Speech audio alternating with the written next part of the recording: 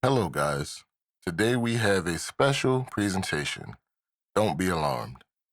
This is a Metas and Mutants and Deeper Dive mashup. I'm SPJ, and I'm having a discussion with each of the Metas and Mutants OGs about Thor, Love, and Thunder. Let's get right to it. So, Thor, Love, and Thunder, or Thor, Love, and Blunder. Am I right? No, just no. I'm joking. So let's start off with what we liked about this movie. Mine is a short list of specific things that I like, but I will say that overall, I enjoyed myself watching the movie. I want to make that clear because I'm going to be a little bit scathing in this review, and anybody that has heard me before knows that I'm a huge MCU fan, so it's not like I'm just shitting dumping on it because you yeah. can. No, for anyone who's paid attention to that podcast of Metas and Mutants that you did with me, right? We kind of talked about how it's possible for something to be good without being great. It's possible for it to, like, it doesn't have to be the best thing ever or the worst thing ever. It's possible to enjoy something that's just all right. Yeah, you can even enjoy something that's quote unquote bad. Yeah, like I honestly do. This is one that Toom makes fun of me for all the time. Ghost Rider. I do enjoy those two Ghost Rider movies. No, not two, one. God damn it. One was my favorite, but I will always. There's one scene in the second one that stands out in my head, and it just made when it the multiple so memorable. Ghost Riders ride? No, at the very end, it's like, did we win? Okay. Yeah. Hell yeah. It's like, I will always remember that point, to the point where it stands out for me that having not watched it in years, I still remember that scene so vividly. Yeah. And that kind of makes it like, you know what, I actually enjoy this. Like, as bad as that joke was, I got enough of a laugh, and it still makes me smile thinking about that. It's like, you know what, you get a pass. Yeah, and you know what? That's actually my point. That is almost exactly what my point is. Like, you can like something that's not great. Yeah. And that's all there is to it. It doesn't have to be the best thing ever. It doesn't have to be the next cinematic masterpiece. Correct. To enjoy something. I think it's really stupid that a lot of these critics expect that from everything. And it's like everything is not trying to be that. You have to look at something for what it actually is versus what you want it to be. And boy. Anyway, back to Thor, Love, and Thunder. This is not in any particular order. This is just how the order that I wrote them down. So I absolutely loved the goats. Okay, the goats were the greatest thing I've seen. It was hands down my favorite part of that movie. Yes, it's the thing that will last for me. Just like you talked about that joke in Ghost Rider 2, Spirit of Vengeance. I will remember all of the jokes about the goats until the end of time. Man, I still remember seeing that movie in theaters with a couple of friends, and just all of us just cracking up every time that scene came on. Single time. Like they showed up on screen, we all laughed our asses off. Like, why the fuck are y'all screaming so much? And then when you realize goats are just like that, they do that all the time. It just makes it even better. It just makes it even better. It's like, man, they're just goats being goats and doing goat things. All facts. Another thing that I loved was the simple explanation of how Jane is worthy. The little flashback of their relationship and Thor just telling Mjolnir, make sure you always protect her. That's the type of thing, and I'm going to get into this a little bit later with some of my critiques, but let me be clear about our first statement about something not having to be a cinematic masterpiece. There are still things that are simply tenets of cinema. And one of the things that fulfills is you don't have to be super expositional about things. Like, show don't tell is generally the rule of thumb. Now, yes, there were words, but it doesn't mean don't have anybody say the things. It just means don't go too deep with your dialogue in explaining a thing that has happened. So I absolutely loved that they did that, which made it really upsetting when later Thor completely says the wrong thing about her being worthy when they're on that ship on the way to the that black and white planet. Yeah, on the way to on the way to the final battle. Right. And it's like, Taika, you could have left that out because you already gave us an explanation. There was no reason for you to contradict the explanation that you get. The explanation you gave was perfect, and it fit in with Thor being able to. Well, I'll mention that later because that's one of my other likes. But it fits in so much like that. Like, if you want to call it a sandwich, Thor telling Mjolnir to always protect Jane, and then a thing that he does in the final big battle, they go together. The conversation that Thor and Jane have on the ship, it kind of like spits in the face of both of those things. And it's like, you already had the W. Just walk away. You don't have to go into this too much because you ended up contradicting yourself.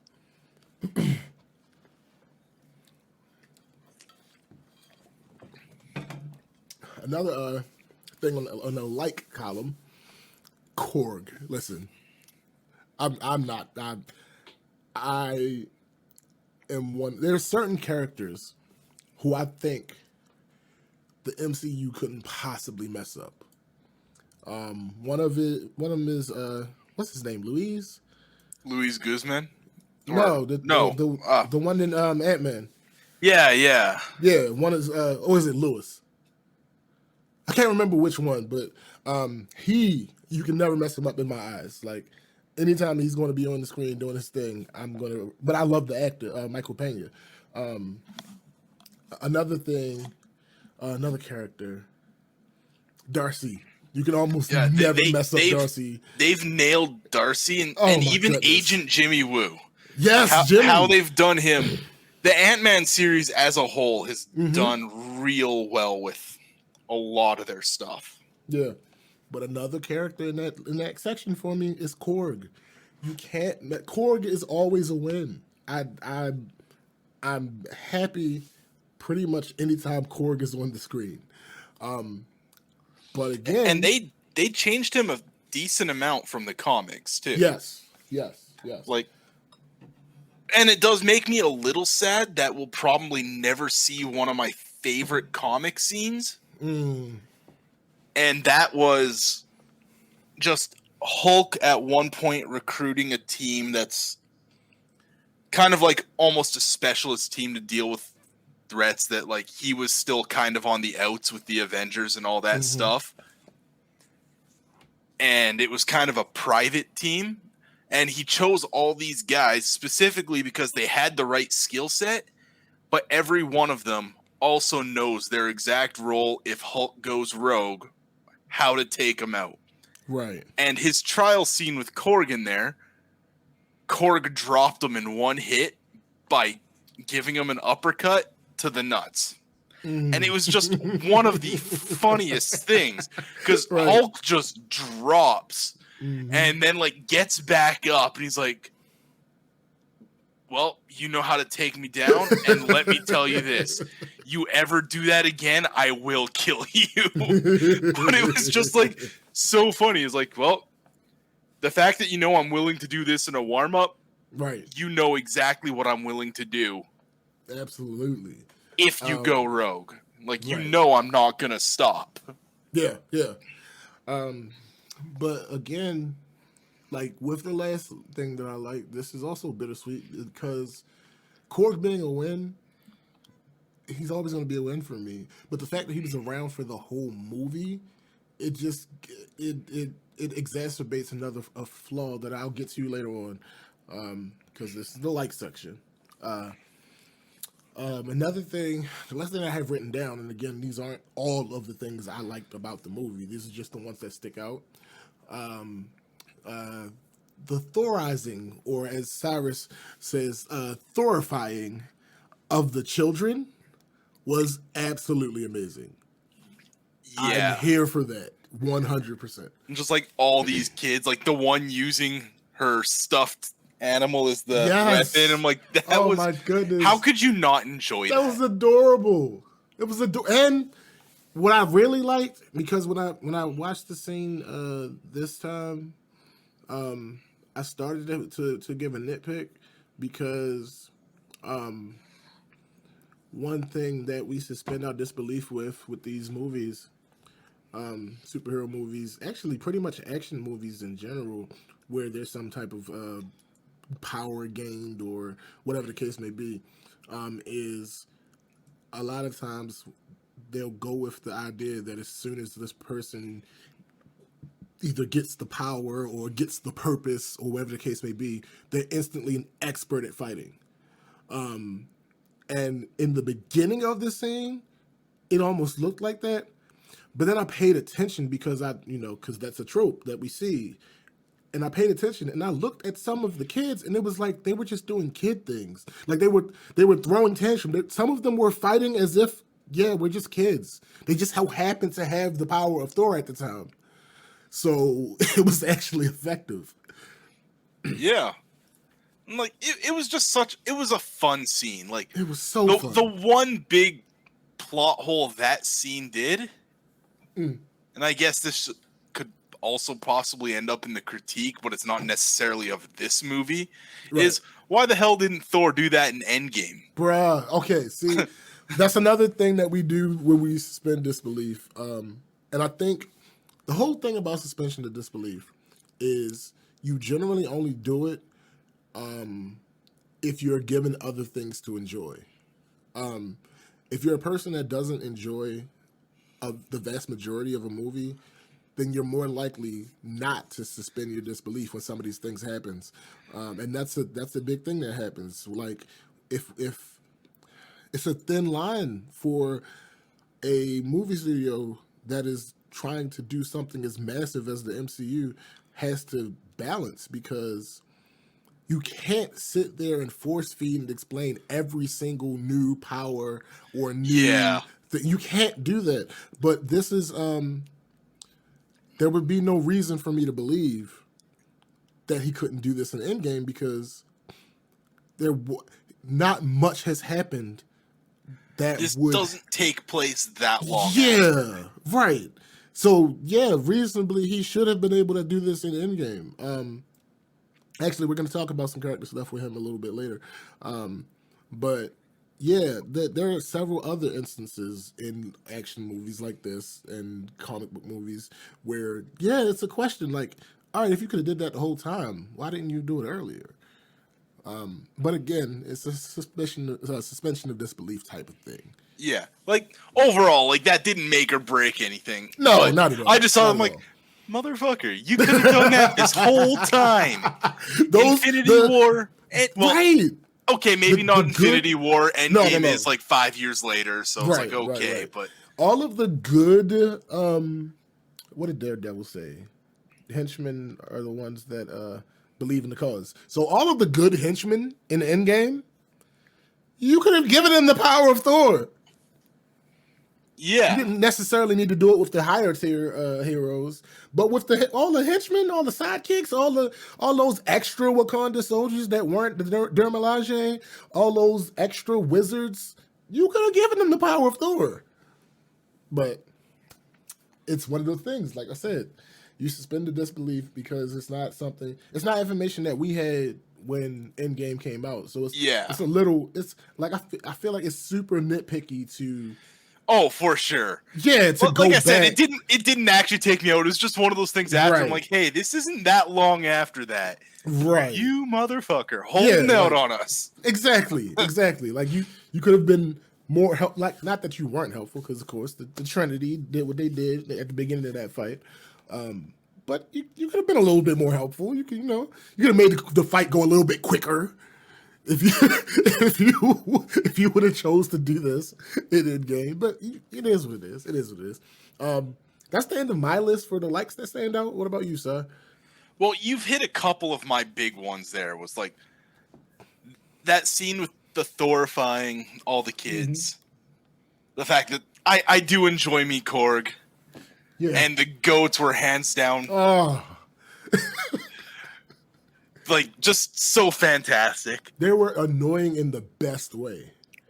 One thing I did that isn't on your list that I did actually really enjoy was almost the parallel plot line of Jane and Gore.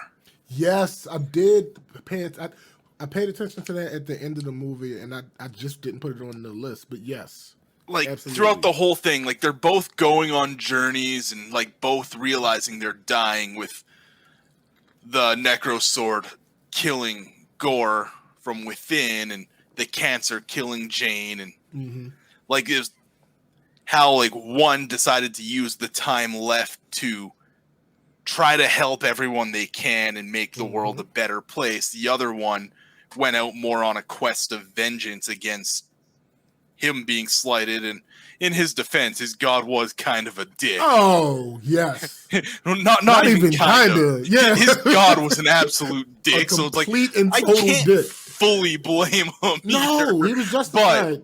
But it was like how one was using it as like a sense of vengeance, the other one was more of a sense of justice. Yeah, absolutely. Like, quick one. I enjoyed Bale's portrayal. I didn't necessarily, because I didn't write this down, so I'll go ahead and say it. I wasn't necessarily the biggest fan of everything they did with Gore as far as how he was written, but as far as Christian Bale portraying him, I was a fan. Yeah, I actually did enjoy it. It's Christian Bale, though. He's one of those guys where, regardless of what you give him, he will make the best of a role. Like, ideally, every actor does, an actress does that. That's kind of their jobs. But there are some who just excel at that, and Bale is one of those. Absolutely. He has very few performances that I'm not a fan of. Right. But like for the most part, it's like everything he does is like he's doing the best with what he can, and he raises the stock of a movie in doing so. Absolutely. There's some who don't raise it but don't lower it, and there's some who just don't raise it at all, and they actively lower the stock of the movies. But he's not one of them. He's if he's in the movie, you know, whatever his role is, the movie's going to be the better for it. Yes, absolutely. All right. Do you have any more in the likes? The big standout ones. And this one is just more of a minor thing, but it's kind of it's kind of in line and consistent throughout it. Was like when they were in Omnipotent City, just like the air of the gods not really giving a shit about what's happening elsewhere. It's like, you even look in the earlier Thor movies, it's kind of an attitude Odin has for the most part.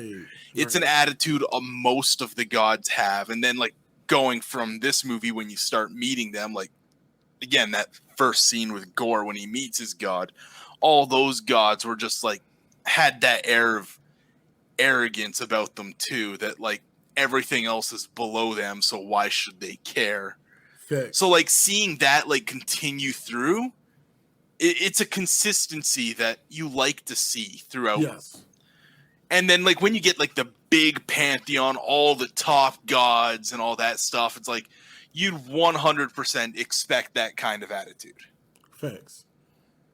So that was nice, because it's like you go there, it's like, oh yeah, these are the gods that like inspired the younger gods, and Mm-hmm. I say younger because in the MCU, Thor is about 1,500 years old, Right. and like these gods were already tens of thousands of years old Mm-hmm. when Thor was a kid. And it's like, yeah, they inspired me. Like, these are the guys who like did all these things, and like you meet them in person, it's like they're all just these arrogant dicks because like they already have established all this stuff in their lives. Why should they have to prove it to anyone else? And they take that attitude and personify it. Oh, absolutely, absolutely.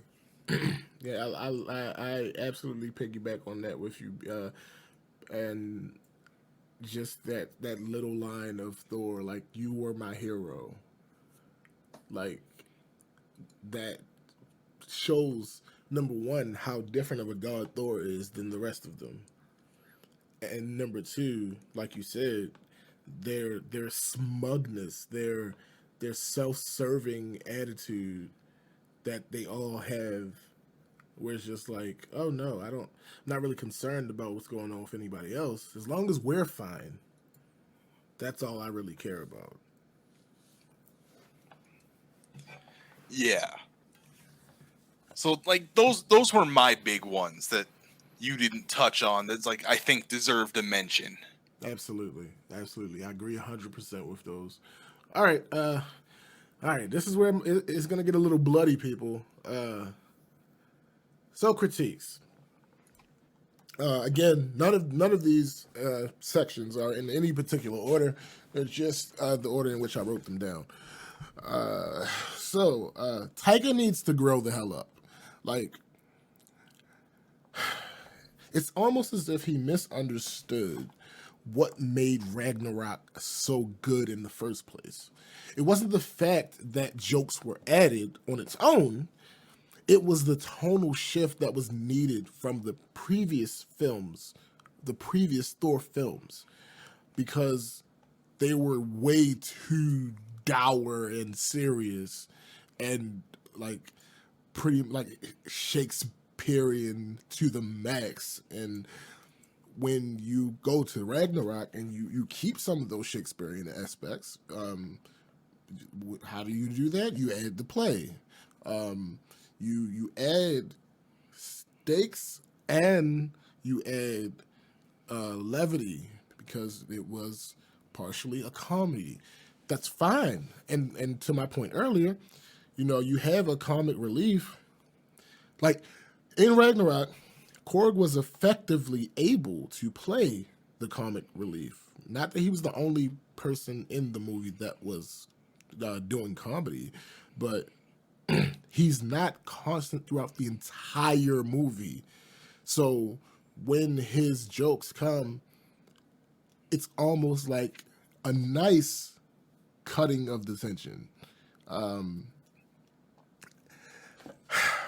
When Taika did Thor: Love and Thunder, it's like he just took the quote unquote comedy and turned it up by a magnitude of at least two. He at least doubled the amount of supposed comedy that he was trying to do. And it doesn't let certain moments sit the way that they need to sit. It doesn't give certain moments the room that they should have, the weight that they should have, the time that they should have, because you're undercutting every single serious moment except for like Jane dying. Every other serious moment was pretty much undercut by a joke. And it's like, come on, Taika. What are we doing here? And one example is the when Jane's in the room and they're getting ready to go find Gore. Well, first getting ready to go to Omnipotent City. And she's in regular Jane form, and you see she's sick, and her cancer's getting worse, and then she transforms into Mighty Thor, and Valkyrie comes, and she's like, "Are you packed?" And Jane shows Mjolnir. She says, "Are you packed?" And then Valkyrie shows the sword, and then the daggers, and then this thing that looks like a hand grenade, and she's like, "It's a hand grenade?" And Valkyrie's like, nope, portable speaker. And then they do a fucking mini dance break. Like, no. Please no. Why? Why was that the choice? I'm sorry. You know, you gotta have tunes for your road trip, you know? You gotta have tunes for the road trip. Like, I get where you're coming from. Like, I didn't hate that scene, but it didn't add to the scene either. No, that wasn't the worst one for me. That absolutely wasn't the worst one. It was just one that stood out, because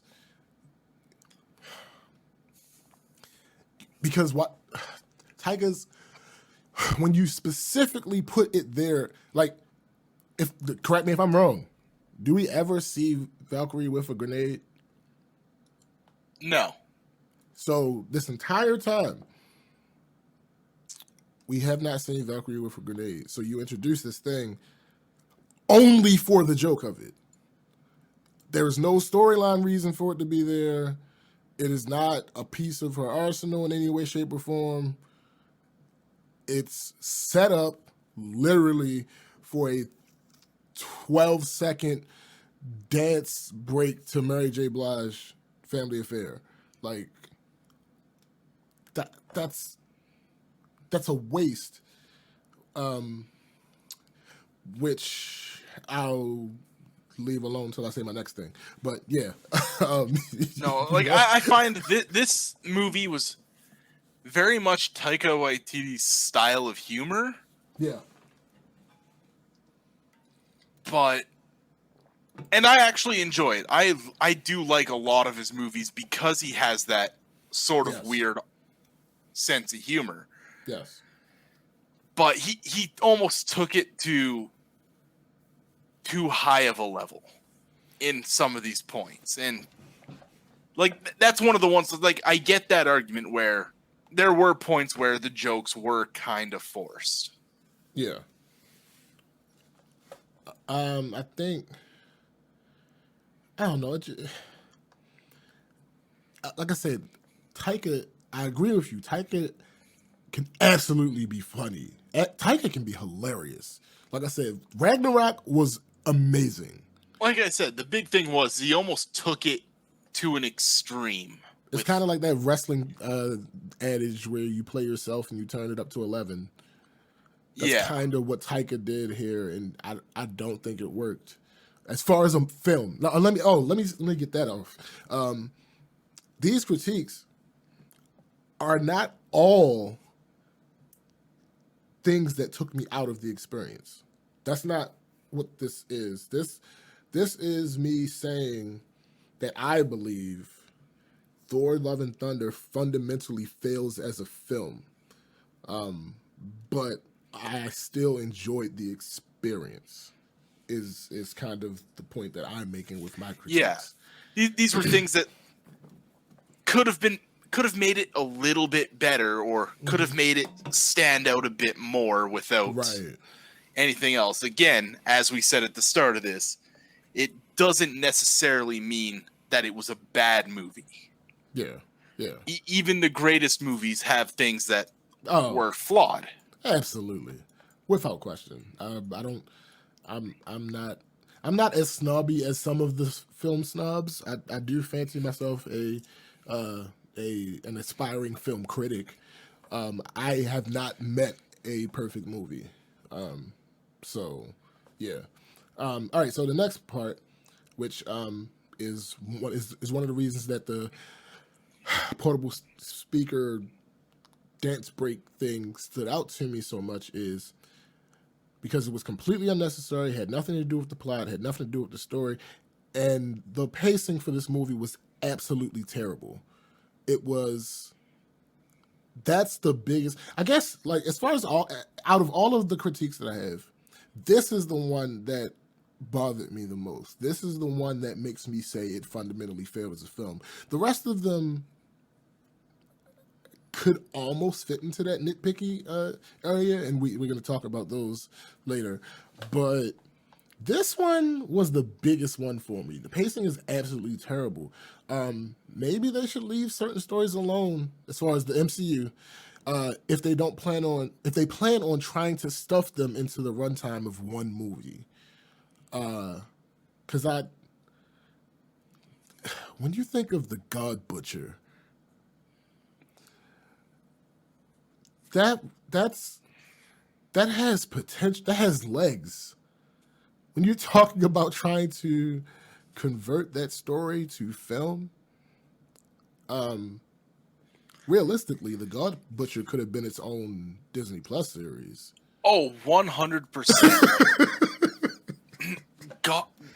The God Butcher story arc from Thor: God of Thunder, the 2013 run, is probably the most iconic modern Thor story there is.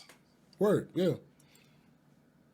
Yeah. Like, Jason Aaron absolutely nailed it. Yes.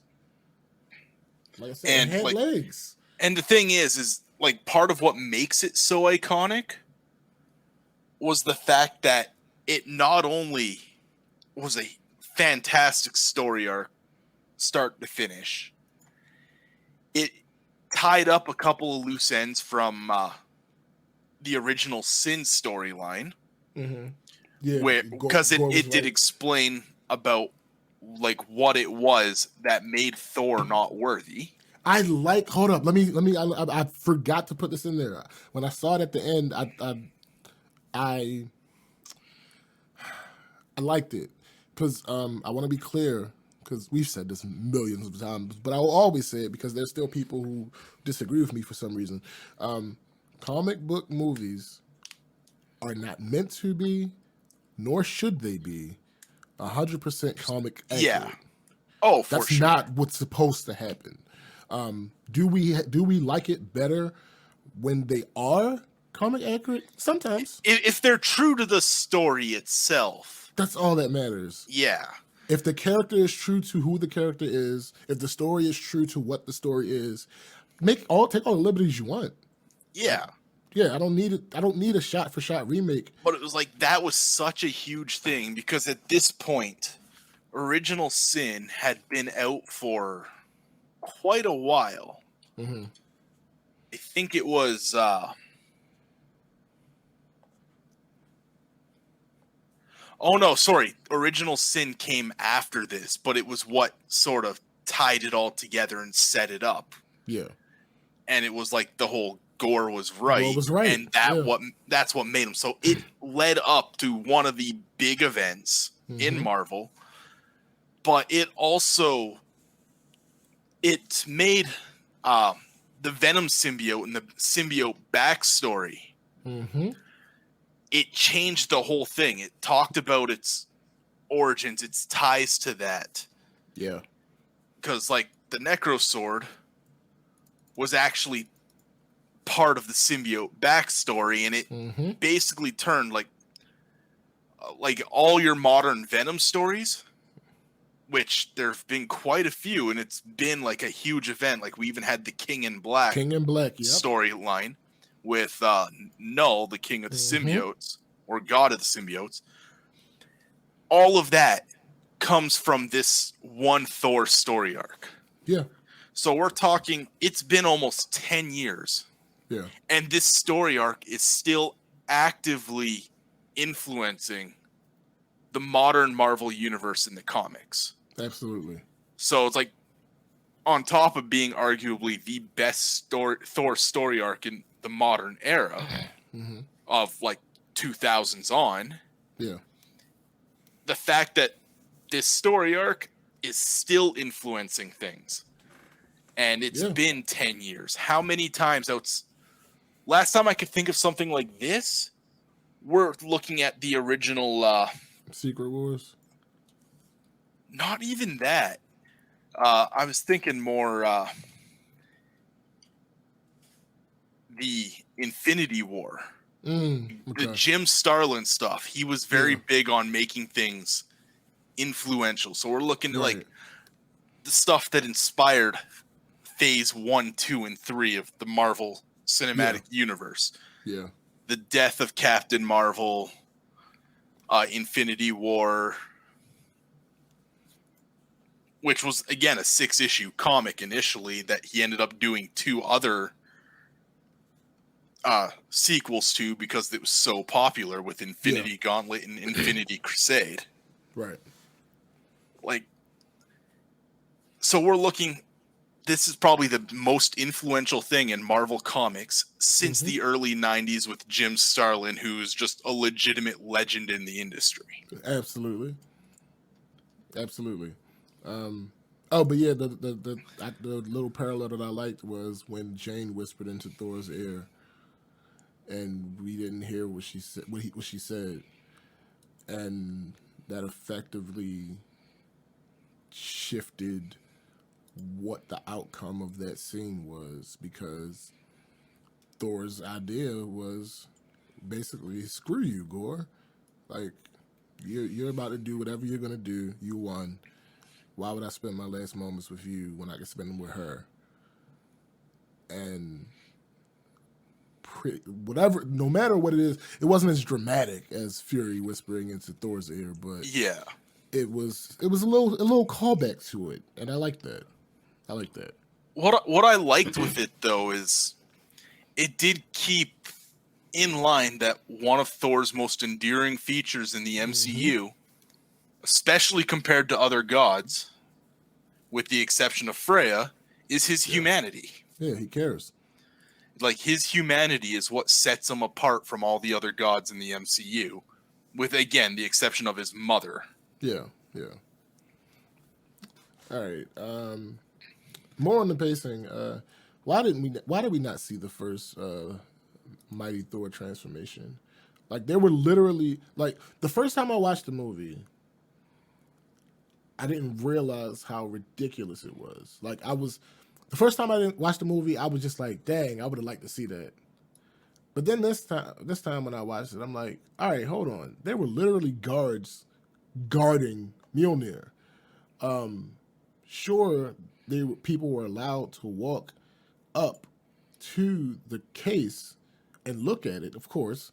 But what happens when Jane was like, what happened? During that transformation? Yeah, like, did they just say fuck it? Did she knock them out? What is going on? And then later on, when she tells Thor the story, so I might just not like that scene where they're outside on the ship, because this happens there. When she tells Thor the story, we kind of hear an explanation, but that doesn't really reflect the little bit that we were shown. Like, going into the show don't tell, that was definitely one where that should have been the emphasis right there. Right. Show don't tell. Like, there was no reason for her to verbally tell us if you would have just shown the scene. Like, you didn't even have to show. And it would have taken less time than that actual dialogue scene. That's what I'm saying. You didn't even really have to show the first seconds. transformation. Right. You did need 10 seconds. Just show it in the people's response. Cut out to the next scene. Bruh, you could have showed everything up to the transformation and still cut the transformation out for the surprise reveal when they were fighting together. Yes, you could have still done that. We didn't need to see her transform there, but if you would have saw a scene of the shocked looks on people's faces, right? Exactly that would have been amazing. It would have solved the issue. Another pacing thing with Gore. He's the God Butcher. In the runtime of the movie, we see 2 gods get killed. The first one is like 5 minutes in. When he first gets the sword. Yeah, before he becomes the God Butcher, so to speak. I wouldn't consider that butchering, because it's his first kill. Yeah, and then the second wasn't killed by Gore, it was Zeus, and it turns out Zeus didn't die. So yeah, that was one that kind of bugged me. It's like, you're doing the God Butcher story arc, and you're supposed to see all these gods being like butchered, right? And you see the couple remnants of battle. Yeah, you see Sif like fairly injured, but not dead. Yeah. But like you don't really see. You don't. Again, that's one where you can just do a quick montage as they're talking. Like Very quick. He's been leaving like a trail of chaos across the galaxy. Like they actually say that stuff, but instead of just showing the dialogue of like him talking to the gods in Omnipotent City, yes, they could have done like a montage of like gore across different backgrounds, just quick 3 seconds, him cutting a god's head off. Another one where he's just stabbing some. Another where you just see like this blackness rise and then fade to black, like whatever. Right. Just and like you see, it's like, oh my god, like he's going through and just killing all this stuff instead of seeing a couple of battlegrounds when they're trying to track him down and they're all too late. Yeah, because I think that leads to a trap. It leads to a trap because by the time we get to see Gore and Thor in the same place, we have no expectation, like outside of the fact that he killed gods, which is something that you told us, and we saw the gods after they had perished. We have no reason to believe, like, of course we know because we know about the comics, but the general person has no reason to believe that Gore would be a threat to Thor. Like, so you have to physically show Gore throw Thor into the car and overpower him a couple times, whereas he could have just, the way that you set the movie up and the way that you set that scene up, effectively, Gore should have just killed Thor right there. He had the necro sword to Thor's neck. He should have just killed him. There was no reason for this this whole subplot of him kidnapping the children so that he can get Thor to chase him so that he can take Stormbreaker. Like, the way that you set it up, you effectively made that plot armor. You gave Thor plot armor when he didn't need plot armor. You could have just done a better job of presenting your villain. Yeah. And it's like, I think what would have made it better is if we didn't have that scene where like Gore's has the necrosword to his throat, but instead if they did something like they had a battle and it was actually super close and it was actually like Thor on the losing side, but it is a really close battle. Right. And then Jane, like, we're about to see him like strike Thor down when Jane comes in or something like that. Something that like poses him as a credible threat. Exactly. Because he is. This is a guy who's wiped out entire pantheons. Right. They've told us he's this credible threat. We see him even beat down Thor and then just do something completely out of his established character. Yeah, it doesn't really flow. You're now manufacturing story instead of letting the story flow because of the trap that you put yourself in. If the name of the character is Gore the God Butcher, and you established it in the movie that that's his name, then why don't we see him butchering gods? That would have solved that issue if we just get to see him butchering gods. And it could have been if the idea is that he wants to kill all gods, then it absolutely makes sense for him to not necessarily go searching for Thor at any given point. At some point, he was going to go find Thor, but it wouldn't be necessary for him to do it at that point in the movie, and you could have done several different things. Well, they did do one thing to kind of set up him needing not necessarily Thor, but needing Asgardians. Mm-hmm. And that was like when he was first given the vision, right, from the Necrosword, and it was like, absolutely, yeah, you need it. It's like you need the Bifrost, so it's like, okay, makes sense to him specifically targeting Asgardians. But okay, this is a nitpick, even though we're not in that gory yet, but this is a nitpick. Yes, that is absolutely true. But wouldn't it also set up for him to just go straight for Thor instead of going around to all these different places? Well, I mean, he wants to kill the gods on the way. But they weren't on the way to Thor. Like the fact that he was able to find Thor. We don't know where his planets were. That's the other thing.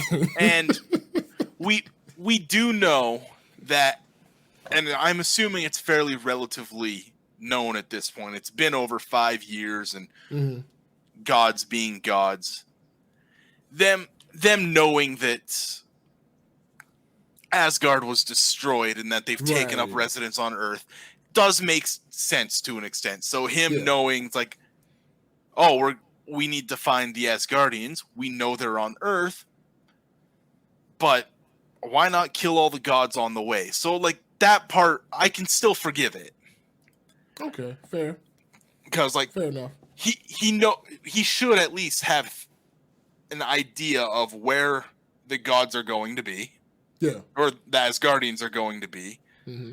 And he's the god butcher. He's seeking revenge against all the gods. Makes sense to just kill any of the gods he encounters on the way there. We're told he's the god butcher. Yeah, we're not sure. He's supposed to be the god butcher. Yeah, he's supposed to be the god butcher. It's implied he's wiped out plenty of pantheons. Just right. We just don't, unfortunately, see it. Yeah, we don't get to see any of the goodness. Why? And this one is smaller than the other two. When they leave Omnipotent City, and they're finally on their way to actually meet Gore. Why? It was a really abrupt cut to Thor talking to the kids without showing us how that happened. And again, show the things. There are so many unnecessary jokes that cut serious moments that you could have removed, so you could have shown these important parts of the story. And that's really my biggest issue with the heightened amount of comedy, is just that they take up time that, let's say you didn't want to make the movie longer. Okay. So that means that they're robbing your balance of time that you have to actually tell a coherent story, one that flows all the way through, because you have to have your feeling subversion where everything's too serious, so a joke comes. And it's like, okay, all right, you did that, but I want to when I go watch movies, it's because I want to feel as a part of the experience. Unless I'm watching it for a very specific reason, like a review or some shit like that, I want to enjoy the experience. And again, like I said, I don't want to make it seem like I didn't enjoy the experience. Overall, I enjoyed the experience. But it was an enjoyable movie. Yeah.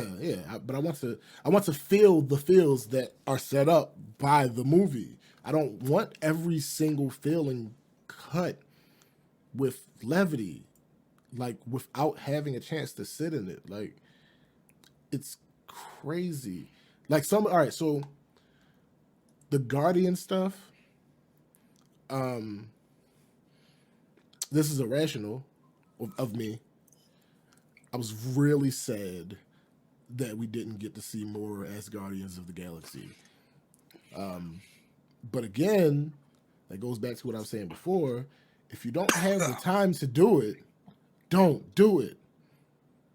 Like, I get that he left Earth with them, but it kind of, and again, it is super nitpicky to go back and retroactively critique movies, but it kind of is a dick move to anybody who got excited by the prospect of Thor teaming up with the Guardians.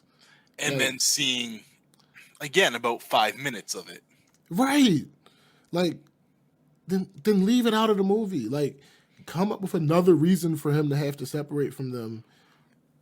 Like, I was kind of hoping, like, I wasn't expecting a a lot of it, but I was wasn't expecting a lot expecting of like it. maybe the first act. Right, that's what I was thinking. The first That's act, what I was not thinking. just the opening segments of the first act. Like maybe they encountered 20 Gore minutes, together half hour. the first time, and Gore like completely decimates everybody, not killing necessarily, but he clearly has the upper hand. Like that could have gone along with that fight that you were talking about, where you have Gore and Thor fight, and it's close, but Gore definitely comes out on top, and it establishes how much of a threat he is.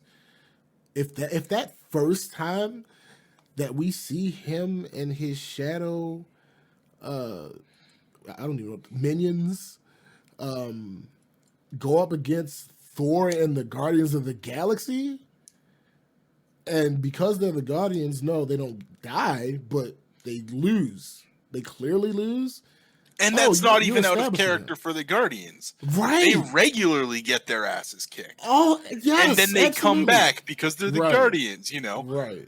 As Exactly. Rocket said, because I'm one of the idiots who lives in this galaxy. Facts. Like I just all right. So, off of the pacing. I think my big issue with the pacing was, like I said, it was one of the things I really liked about the movie was the, parallel plot lines of Jane and Gore. One of my criticisms in the pacing was it maybe needed 10 more minutes to continue exploring that parallel. I agree. Instead of you have to think about it after, and then because you only really get that little bit at the end where they're both dying in front of eternity. Yeah. To realize oh my God, there's a parallel here. Mm-hmm. If you spent 10 minutes establishing and exploring that parallel throughout it, so you're thinking about it as the movie's going on, it's not just, oh yeah, there's a parallel. What do you mean there's a parallel? What, you didn't notice this at the very end? And yeah. Oh yeah, okay. It would have been nice to just see. It's yeah, there's this parallel. You're seeing them take these two different journeys. You kind of saw that with Thor and Loki in the other movies and everything else. There was the parallels throughout the whole time. It was obvious without too much thinking, and it didn't take away from the story at all. Right. And they could have done that with Thor and Gore. Thor being Jane at this point. Yeah, Mighty Thor. She was Thor. Absolutely. That's no, I'm not even going to add that because that's super nitpicky. There's no point in even bringing it up. All right. So another thing, these aren't any particular group that just critiques. Why would Sif not know the rules for entering Valhalla? Yeah, that one seemed just a little weird. Sif not being fully aware. It's or because this is another time where Taika contradicts himself. Was Thor the one that was wrong about Valhalla because Jane got into Valhalla? She didn't die in battle. That one, you could almost argue. Dying in battle to an unbeatable disease. It is still a battle every night, and she chose to take that on. It was a result of her becoming Thor to fight the God Butcher. Yeah, that killed her, right? Yeah, so okay, but if Sif would have died, a creative take on it, but sure, yeah, but if Sif would have died, it would have been a result of battle. Except hers would have been more of a suicide thing rather than actually dying in battle because, oh, I lost a hand. It's not really quite the same as, getting Darth Vader is not the same as losing because Remember in Phase 2 when they were doing that? Yeah. Everyone was losing hands. Yeah, no. But getting Darth Vader is not really quite the same as having to make the conscious choice of, if I do this to save the world, it will kill me. And then doing it. So it's I can kind of understand why they did Jane in there and still have to point out to Sif that, no, if you die like this, you're not going to go to Valhalla. But see, the only reason I don't have a problem with it on its own, I only have a problem with it because they made absolutely sure to spend 5 minutes on Thor telling Sif, "No, you won't go to Valhalla if you die now, because you're not in battle anymore."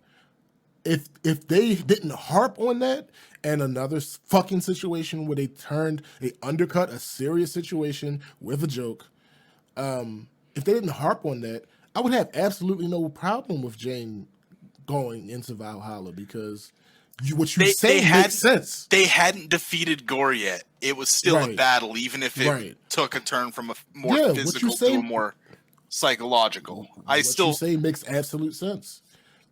It's just the you harp on it. If it didn't need to be mentioned. Honestly, I can't imagine. Could have been just as simple as your fight's not over yet, and Right. bring them I back. can't imagine too many people aren't aware of the whole Valhalla thing at this point. Like, I can't imagine too many people that would go to see this movie have no idea that it's the equivalent to a warrior's heaven. Like, I'm pretty sure we all know this at this point. So you didn't need to harp on the whole Sif thing at all, because again, you're making Sif look stupid. Because now I get mixed up on this because I'm not as Thor heavy as you and Tim. Lady Sif is a part of the Warrior 3, right? That's really weird. She's always associated with the Warriors 3, but the Warriors 3 Sif is not technically part of it. Got you. Because generally it's Sif and the Warriors 3. Right. So Okay. the Warriors 3 would be Fandral the Dashing, Hogan the Grim, and Volstagg the Voluptuous. And that was the other or thing. Voluminous, or he has a whole lot of different ones, but it's technically Fandral, Hogan, and Volstagg. Yeah. And then Sif usually leads them. Right. Okay. And this was a nitpick that I know Tim had about some of the other movies. Why are you still disrespecting the Warriors 3? Why is Korg like, oh, this guy and some other guy? Yeah, it's like that one. I don't know, because like we don't actually see. I think we only see Hogun die. Yeah. We don't actually see Volstagg die. We don't see Fandral die. Right.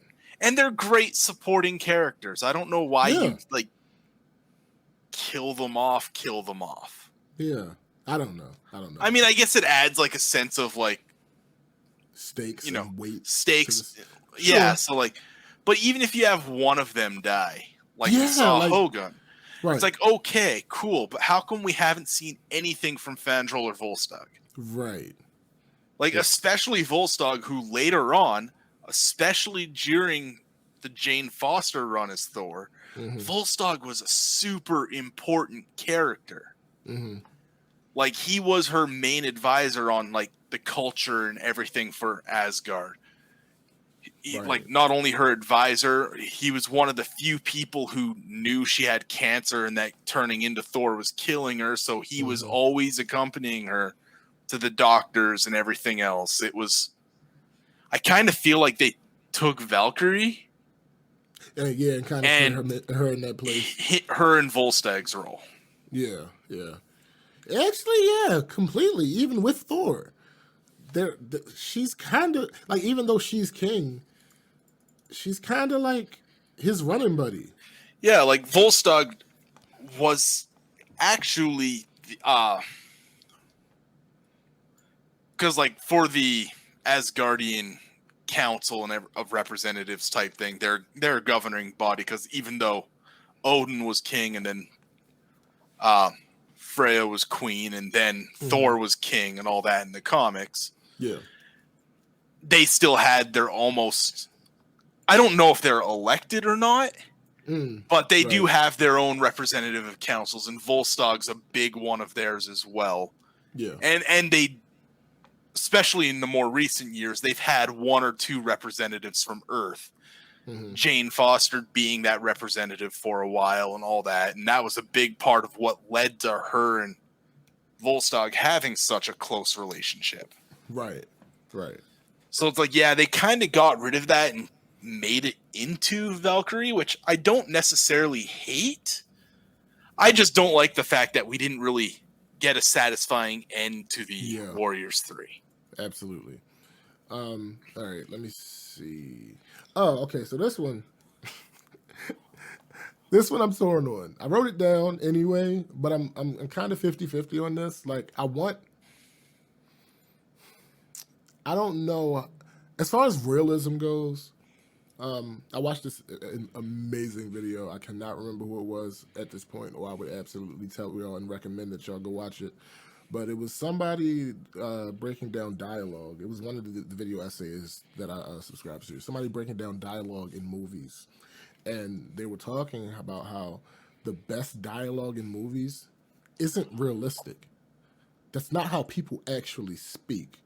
But I'm torn because I appreciate that, but at the same time, I do sometimes prefer reality and realism and how a character would actually speak if this was the real life. So when Thor and Jane are arguing back and forth about who left who, and Jane says, if you weren't there to see me leave, then maybe it's you that's left. That's such bullshit. But at the same time, that's something I can absolutely see a person saying in that scenario. Like, it's a terrible, like, logically it makes no sense at all, the statement itself. Not that she said it, because that's something I would absolutely expect to hear from somebody having that argument with a past... a jilted lover, so to speak. Yeah, right. That's something I can absolutely... So I'm kind of torn on that one, because, like, on the one hand, that's stupid. No, you left. Call it whatever you want. You may have left because he was largely absent, but at the end of the day, you made the decision to leave. But again, that's absolutely what somebody would say if they were in that situation. Like, no, did you ever think that maybe you left and that's why we aren't together? Yeah, I don't know. That's a like I said, I'm 50-50 on that one. I never really stopped to think about that line because, like, in a way, it does make sense. Right. To me, it's a realistic reaction to the situation that's going on. No matter that the statement itself is logically incorrect, it doesn't matter because that's not what the fuck humans do. We aren't automatons. Feeling is always involved. Well, the vast majority of the time, feeling is involved with whatever we do, say, and all that other good stuff. So like I said, that one's, I left it here. It's not really a nitpick, but it's not really, really a critique. Like I'm not. It's just a weird thing you notice. There's like, there's something about this. It stands out, not necessarily in a great way, but not in a bad way. It just seems weird. It just hits differently than it hit my ear a weird way. The next one. Oh, well, we've already been saying this throughout this whole time. Taika tells things that he should show, and he shows some things that he should tell. Which is weird, because, like, he did such a good job of showing what he should and telling what he should during Ragnarok. I agree. That's what I'm saying. Which is why he's a great director. Yeah, it just felt like he had so much he wanted to do, and then like when he had to make cuts to everything, it's like he almost cut the wrong parts. Yes, like didn't he say the uncut version is like 4 hours? Yeah, and or like 3.5, 4 hours, and he basically said like odds are it'll never get released. Right.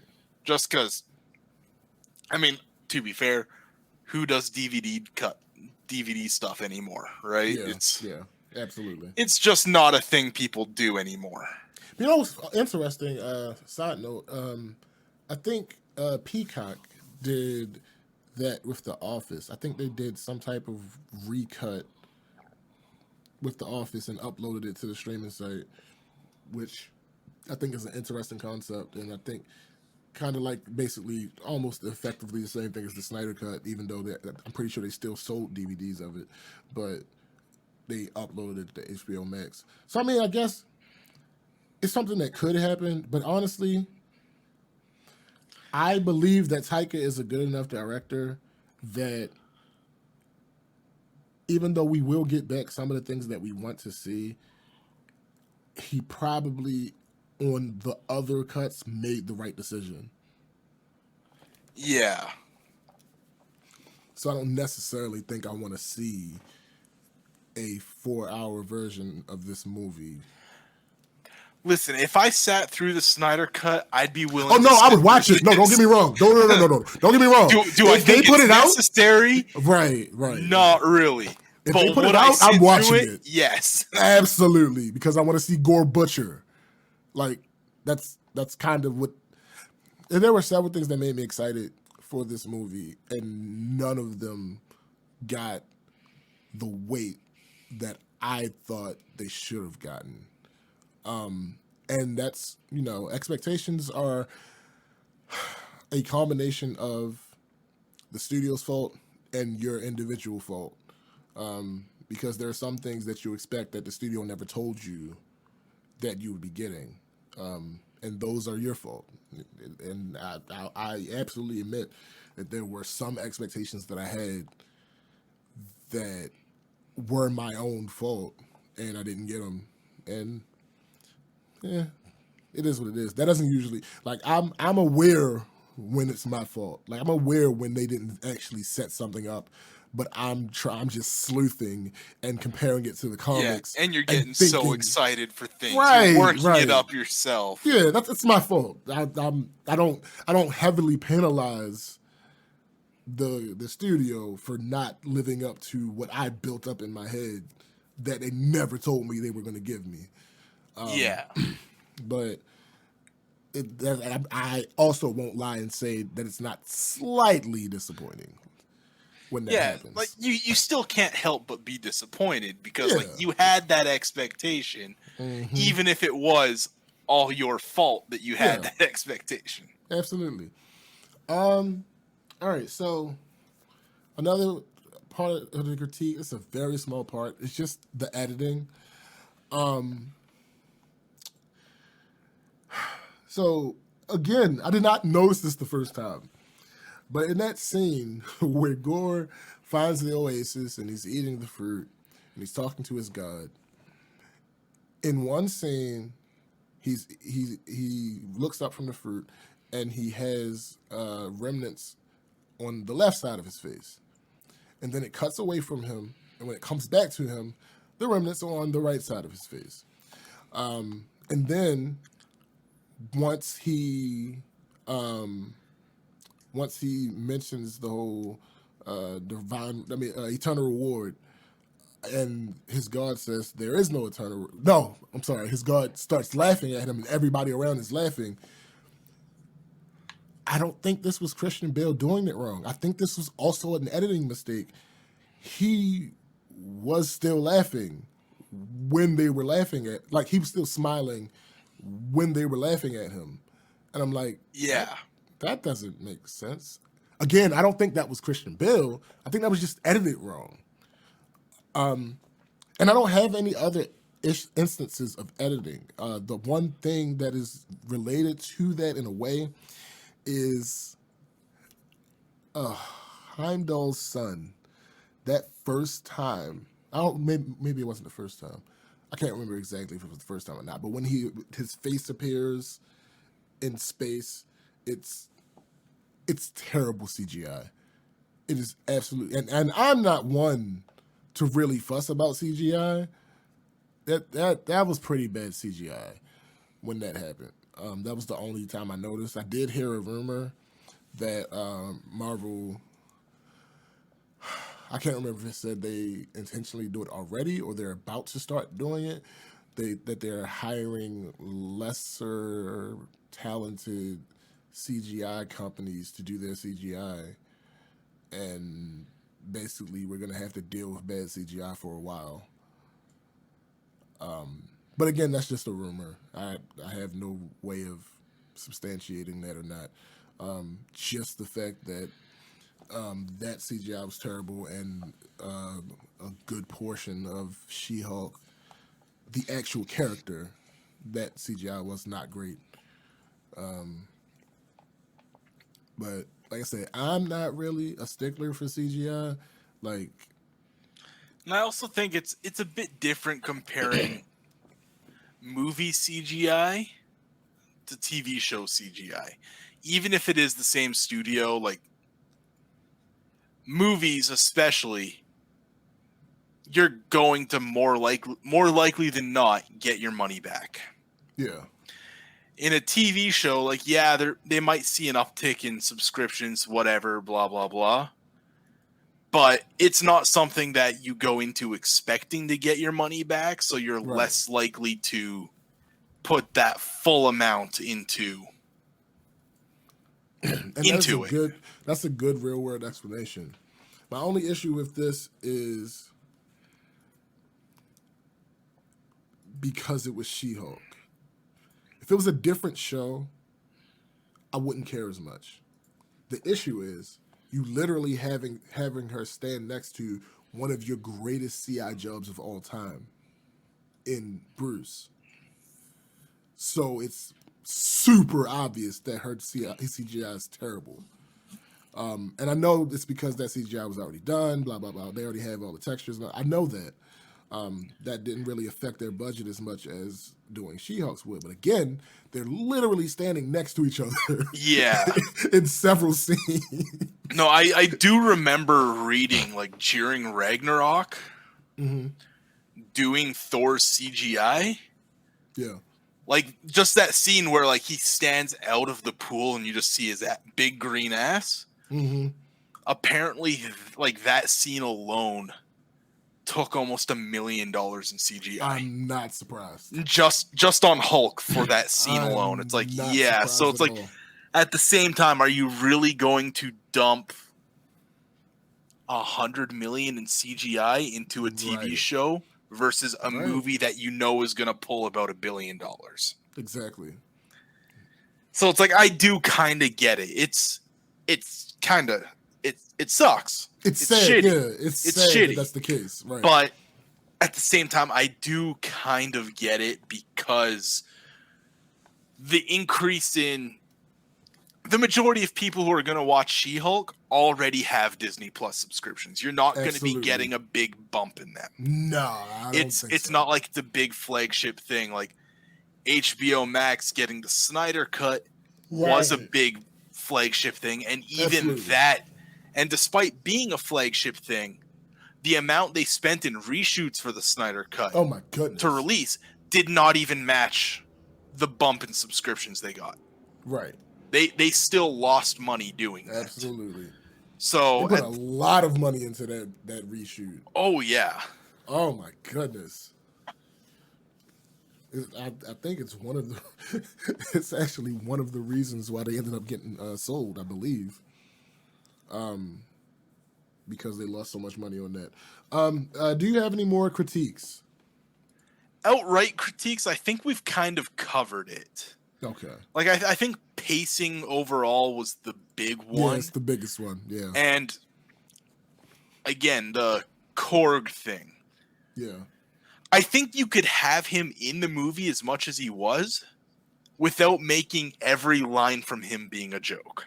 Right. You could have shown, like, yeah, he tries to be lighthearted and all this stuff, but you could. It still would have been nice to almost see a serious side. Absolutely.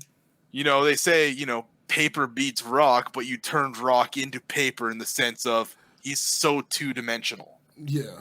Yeah. In that aspect, it's absolutely. like if they just showed a bit more of a serious side to him, you could have kept him in just as much. Still had him there for all the comic relief moments that you needed, without almost overdoing it. Yeah. I don't know if I wrote this down. Let me see real quick. Oh no, I did. Okay. All right. So on to the nitpicks. So my first nitpick is Thor the only god that doesn't bleed gold, and also are the guards at Omnipotent City gods? I think most of the Asgardians don't bleed gold. Right. So what connection does the first sun god have to do with Zeus? Because if it was just a Zeus thing, a Zeus and his minions, that would make sense to me. But now I know the real world reason is so they can get in under the R rating. That was the real world reason why they went with gold instead of actual blood, because it Omnipotent City honestly was a massacre. Yeah. There would have been blood all over the place. So I know the real world reason, but in universe, is what is As far as I'm aware, in universe, there's no real explanation for it. okay. Because, like I said, every time we've seen Asgardians die You see or blood. even bleed, it's red. It's not Yeah. gold. Right. Okay. All right. Or they kind of, I guess Odin kind of fluttered into gold as he was like dying out. Kinda. Well, Zeus is the head of his pantheon. Odin's the head of his. Maybe that sun god was the head of his, so it could but be what about like the guards? Yeah, okay. I didn't quite really think all of that through. I was just thinking like the three big ones, they could have all been the head of their pantheon, so it could be that thing. But yeah, the guards kind of throws that theory out. It's like I was just trying to, like I said, I know the real world reason, so it doesn't bother me as much. And again, that's why it's in the nitpick section, because like I'm being very specific here. Like this is not something that most people probably would even notice. Like Yeah. all right, so next, has Thor gotten dumber? And I don't. So from the beginning of the MCU, Thor. He was always kind of dumb. He was the had jock. Fish out of water. He was your jock. stereotypical jock. Yeah, it was the combination of the fish out of water and the jock, and that was his personality. Though he was more serious in the beginning, but so from Endgame and the transformation that his character went through in Endgame to this, which again, to your point about the Guardians stuff, it hasn't been that long. Why is he so freaking dumb in this movie? Like, I get certain things, but he's dumb. He's like, what's the word I'm looking for? He seems almost careless at times. Like, it's. I mean, him being reckless is, again, a fairly common thing for him, even in the comics. Right. Absolutely.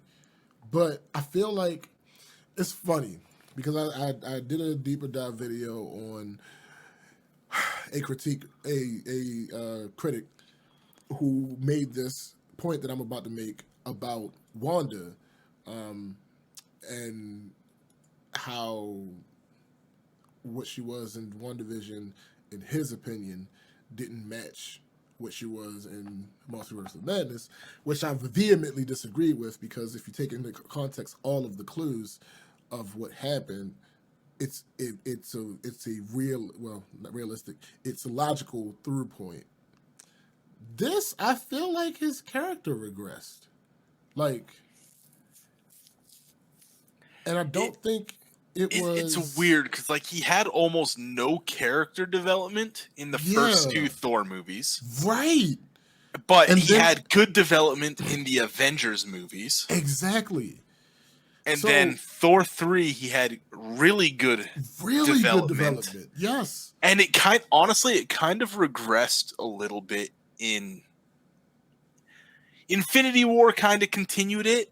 Yeah. And then it regressed a bit in in Infinity Endgame. War, he was still the same. But here's the thing: he was still the same Thor, effectively from Ragnarok. But again, that started minutes after Ragnarok ended. And then it really regressed again in over Endgame. the 5-year break. So that makes sense in universe to me. When you have this thing, you're literally your job that you've. I can't remember if in the MCU Odin specifically told him to do it or he just chose to do it as far as being the protector of Earth. But your job, you failed at.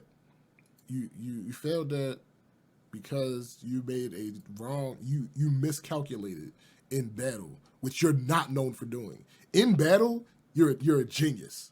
Yeah, and this time you miscalculated, and that had grave consequences. So getting depressed and all that makes sense, given that it's you did that, you finally quote unquote call yourself fixing the mistake by going for the head the second time, and then realize it didn't matter.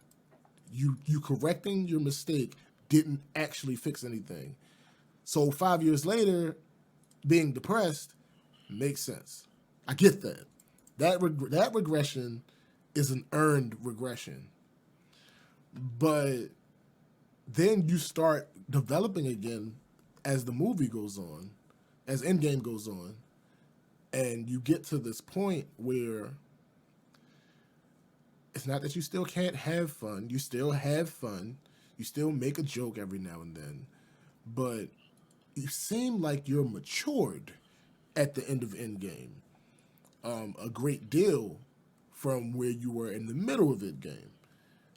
And then Thor Love and Thunder comes and you're almost more childish than you were before Ragnarok. And it's like I'm slightly confused at Taika because again, this wasn't that long after Endgame. Yeah. And it just, again, it goes back to like how a lot of the things he did in Ragnarok just seems to have been not done here. Yeah, absolutely. Absolutely. So the next thing, this is a very, very tiny nitpick. Like, all nitpicks are not created equal. I almost left this. I almost left this off. But he can magically change outfits. We've seen it. He showed it off like 2 times in this movie, but he had trouble taking his helmet off. Like, what? What are we? I'm confused. Why? It didn't add anything to the scene for him to have a little issue with getting his helmet completely off. Like, we literally just saw him go from, I can't remember. He didn't have a helmet on at first, did he? Before he transferred to the gold uniform. Yeah, I don't know. I got nothing for you on that one. Okay. All right, moving on. Because again, that's a tiny one. Yeah, I'm just sitting there. It's like, yeah, it seems kind of weird, and maybe it's because I was gonna say maybe it's because he's not magicking it off, but also like this is a guy who's been a warrior and a fighter from birth. So like it should still be second nature. That's like, yeah, you know, when we first, I'd say that's like Loki just forget. That's like Loki saying he forgot how to magic his daggers. Bruh, right. Okay, all right. Again, that's a tiny one. All right. Let me see. Another tiny one. Why are we using Mjolnir to break sinks? Mjolnir's lashing out. It's face. I feel like that You're not my real mom. That's how that is. I am Groot. I feel like that one was just like it was unnecessary, right? Because she clearly doesn't have to physically be holding Mjolnir to transform. Yeah. Well, I'm sorry. Maybe in the MCU she has to be holding Mjolnir to initially transform, but she doesn't lose her form because she's not holding Mjolnir. So she couldn't have just did that with her hands. Like, you can still show the same amount of frustration. It's completely unnecessary. Again, this is a super nitpick. Like, this is a smaller nitpick than the one before. But like, you could have just used your hands. You're mighty Thor. Like, what? Yeah, I got nothing on that. Unless it was like meant to be a subtle nod to like the old Thor comics. Like where if he wasn't holding Mjolnir for more than a minute, he would turn back. He turns back to okay. But like even then, that's that hasn't been a thing since like the 70s though, That's 70s, true. 80s in that time period. That's true. But no, I can live with that explanation. I can live with that. All right, so. And obviously, none of these are official. I'm just like throwing out the only things I can think of. Yeah, we're just trying to rationalize some of these things. And the main reason I did the nitpick section is because, again, I don't want it to seem like I'm completely shitting on the movie. Like, the nitpick section is kind of like the fan in us, like, trying to sync up with what happened in the movie. That's how I look at it. And again, I think I mentioned this already. Having Gore meet Thor so early and showing that he is strong enough to hurt Thor kind of makes the fact that he didn't kill Thor a little more ridiculous than similar situations that we get in other movies. Because again, like I mentioned earlier, we have to suspend disbelief in a lot of these movies in order for them to make sense. That's a part of it. That's just how it is. If you can't do that at all, then these clearly aren't for you. So there's always situations where we say, not even with hindsight, we say, okay, this was the perfect opportunity for the hero or the villain to kill the other person. Why didn't they do it? But usually, it's just, what's the word? Usually it's just, that's not necessarily the main thing. Like, the vast majority of the times where you're talking about a big bad, they're not necessarily trying to kill the hero. But Gore's entire thing is he wants to kill all of the gods. So having him in a position to kill Thor, who is a god that, given the subplot with eternity, he has even more incentive to kill, and him just not doing it kind of like takes me out of the movie a little bit. Yeah. And like we kind of talked about that a fair bit in the critique area of it. Was like they should have just made that like a very close fight, but like Gore gaining the upper hand more and more throughout it. Yeah. And that would have solved that whole bit there. Absolutely. All right.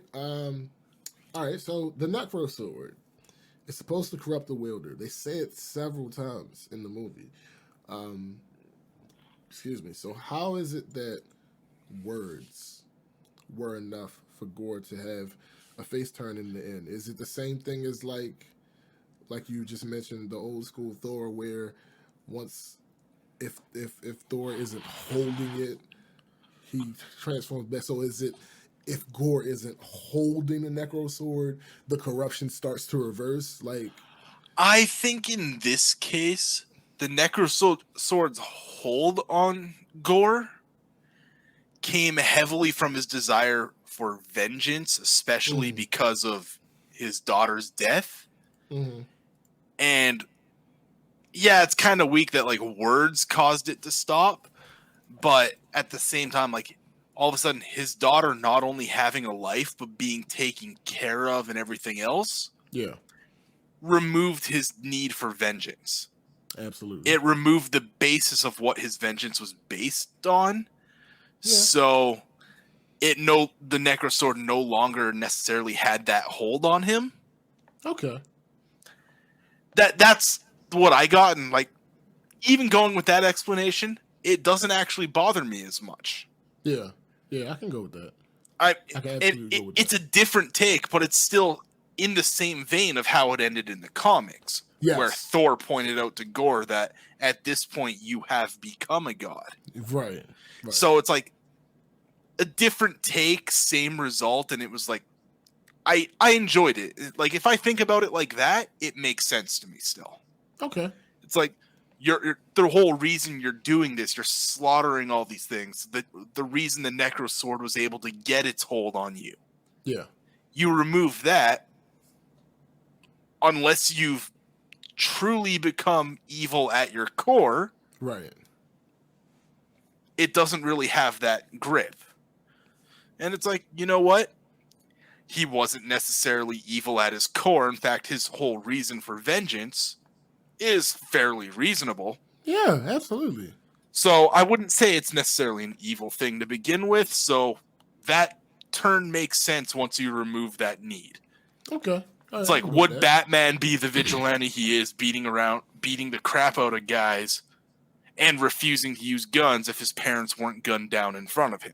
No, I think he would be more like the Punisher because he's a fucking psycho. He has very deeply seated mental issues.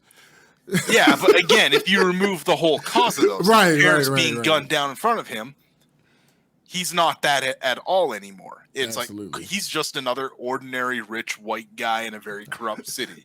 It's very amazing how you just called him an ordinary rich white guy. Well, like I said, what would differentiate him from any other rich white guy? Facts. Like nothing. So yeah, absolutely. You remove the basis of what allowed it to get a grip on him. Yeah. The last one I didn't put down because I had to clarify. And as far as both of us know, this character doesn't exist in the comics. So I think it was a little forcey, I guess is the word I'm going to use, which is not a word. I think it was a little forcey to give Heimdall a son. That part I don't have an issue with. Have his name be Astrid, which is a female's name. That's a female Scandinavian name. And then have his name be changed to Axel because of Guns N' Roses. We already got that you like Guns N' Roses by the music in the film, Taika. You didn't have to shoehorn another Guns N' Roses reference into the movie. Yeah. But you know what? It's like, whatever. Axel's still kind of a cool name. No, it is. It absolutely is. But again, this is a new character. There's no reason for you to give him a female Scandinavian name. And then making it just so you can make the joke of, well, Axel, there's this Axel band. is a traditional Scandinavian male name too, though. And that's my point. It was put there just for the joke. Like, why give him? We already know that you're doing a tribute of sorts to Guns N' Roses. So, show, don't tell. Just have him be named Axel. What did they call Heimdall's son? Just have him named Axel Heimdall's son from the start. Yeah. Instead of giving him the name of Astrid, and then I like this band that I found while I came to Earth called that's why I named myself Axel. What? No, what? We don't need that. We already know that it's a Guns N' Roses tribute. But again, yeah, it just seems really weird. It's like it's almost like they just kind of looked up traditional Scandinavian names and it's like, oh, Astrid. Yeah. Absolutely. Because then which, like, Astrid in itself in Old Norse translates as beautiful god. Right. But again, it's primarily also a female name. And here's the thing about it. I don't think I would have had an issue if they named him Astrid and stuck with Astrid because even though this isn't a is the word I'm looking for phrenological, whatever, dealing with language. I can't remember the specific word I wanted to use.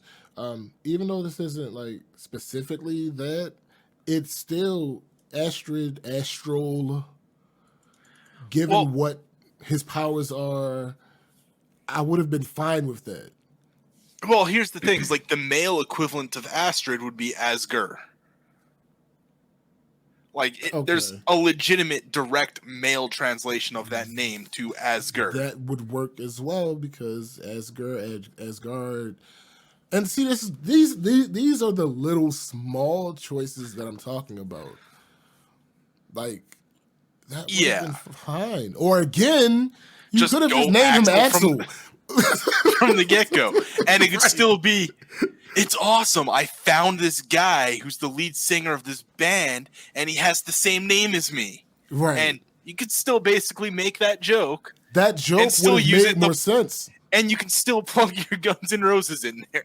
Absolutely. That joke would have made more sense. Would have made way more sense. Like, it could have been one of those, because, the MCU always does these little things. It could have been one of these little side conversations that he had with Thor, not one in a serious moment of need that you use a joke to break the tension. No. It could have been one of these little side conversations that Axel, where'd that come from? Oh, well, I got here and I realized that this really famous guy has the same name as me. Easy, simple throwaway gag that we all would have got. It would have been funny. It wasn't terribly unfunny the way that it happened. It just was again a situation where he's just forcing a joke. He's creating a problem to make a joke. Yeah, like why? You're better than that. You are a better movie maker than that. Yeah. Let me see. So the curiosities kind of go with the nitpicks. I don't even know why I made it its own section. Why wouldn't Jane tell Darcy that she's trying to cure herself? Aren't they supposed to be really close? They are, but it could also be the whole, like, I don't want to give them false hope that I'm going to be cured. Okay. Like, I kind of get... You see that with a lot of people who are sick, and, like, they don't want to tell the people closest to them because they don't want them worrying about it, or it's this is my thing and no one else should have to deal with it. It's especially fairly common among cancer patients. Not wanting to burden everyone else. Like, I know it's probably going to kill me. I want to keep it to myself. It's not anyone else's thing. Like, well, but here's the thing. So Darcy was uniquely aware that Jane has it.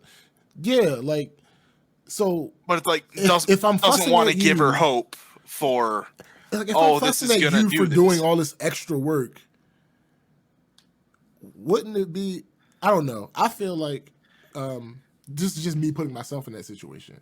Like, I feel like if I was doing the thing where I'm trying to protect the other person and you're clearly bothered about me spending all this time in the lab, then I would probably be telling you, like, hey, listen, I'm really, like, don't worry about that. That's not me actually trying to do, any old things, trying to save the world or trying to answer the questions of the universe.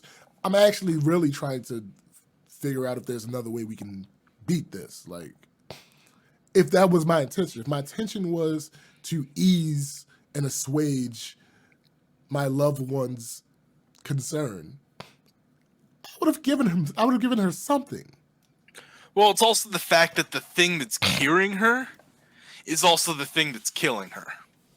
Well, yes. She's cured as long as she stays in the mighty Thor form. Okay, but when she leaves it, it also cures her of all the radiation from her chemotherapy. So when she leaves it, she's actually worse. I don't think that's the case in the movie. I know that's the case in the comic books. But I listened very intently for that. And at no point did anybody ever say that. The only time it was actually directly referenced, Thor says, you turning into Thor drains all of your mortal energy. It was never referenced that Mjolnir was reversing the chemo in the movie. And that was really confusing for me. Well, the best I got is like that mortal energy is also including things like your body's ability to fight off infections. Like it's not a perfect explanation, but Yeah. the best I got is something similar to the comic thing where, Right. because when she does transform, she does seem relatively good and in good health. Yeah. So the best I got is while she's transformed, she's but that's the cured. thing. Remember that last part when they were fighting Gore together at the end? She fainted while still in Mighty Thor form. And that is what made me really go back to that line that Thor said about the mortal energy thing. Because there was no transformation. She didn't transfer back to Jane. No, she was still Mighty Thor form, and she was clearly like, I think, I don't know, man. I hate, what bothers me the most about these type of things is that, again, I know Taika is such a good film creator, and there are other pieces in the film that are built wonderfully, often around the same subject. Like, there's a through line of, after battle, Thor asking Jane how she feels. And every time she's like, I'm okay. That would have been perfect with the comic explanation of what's happening.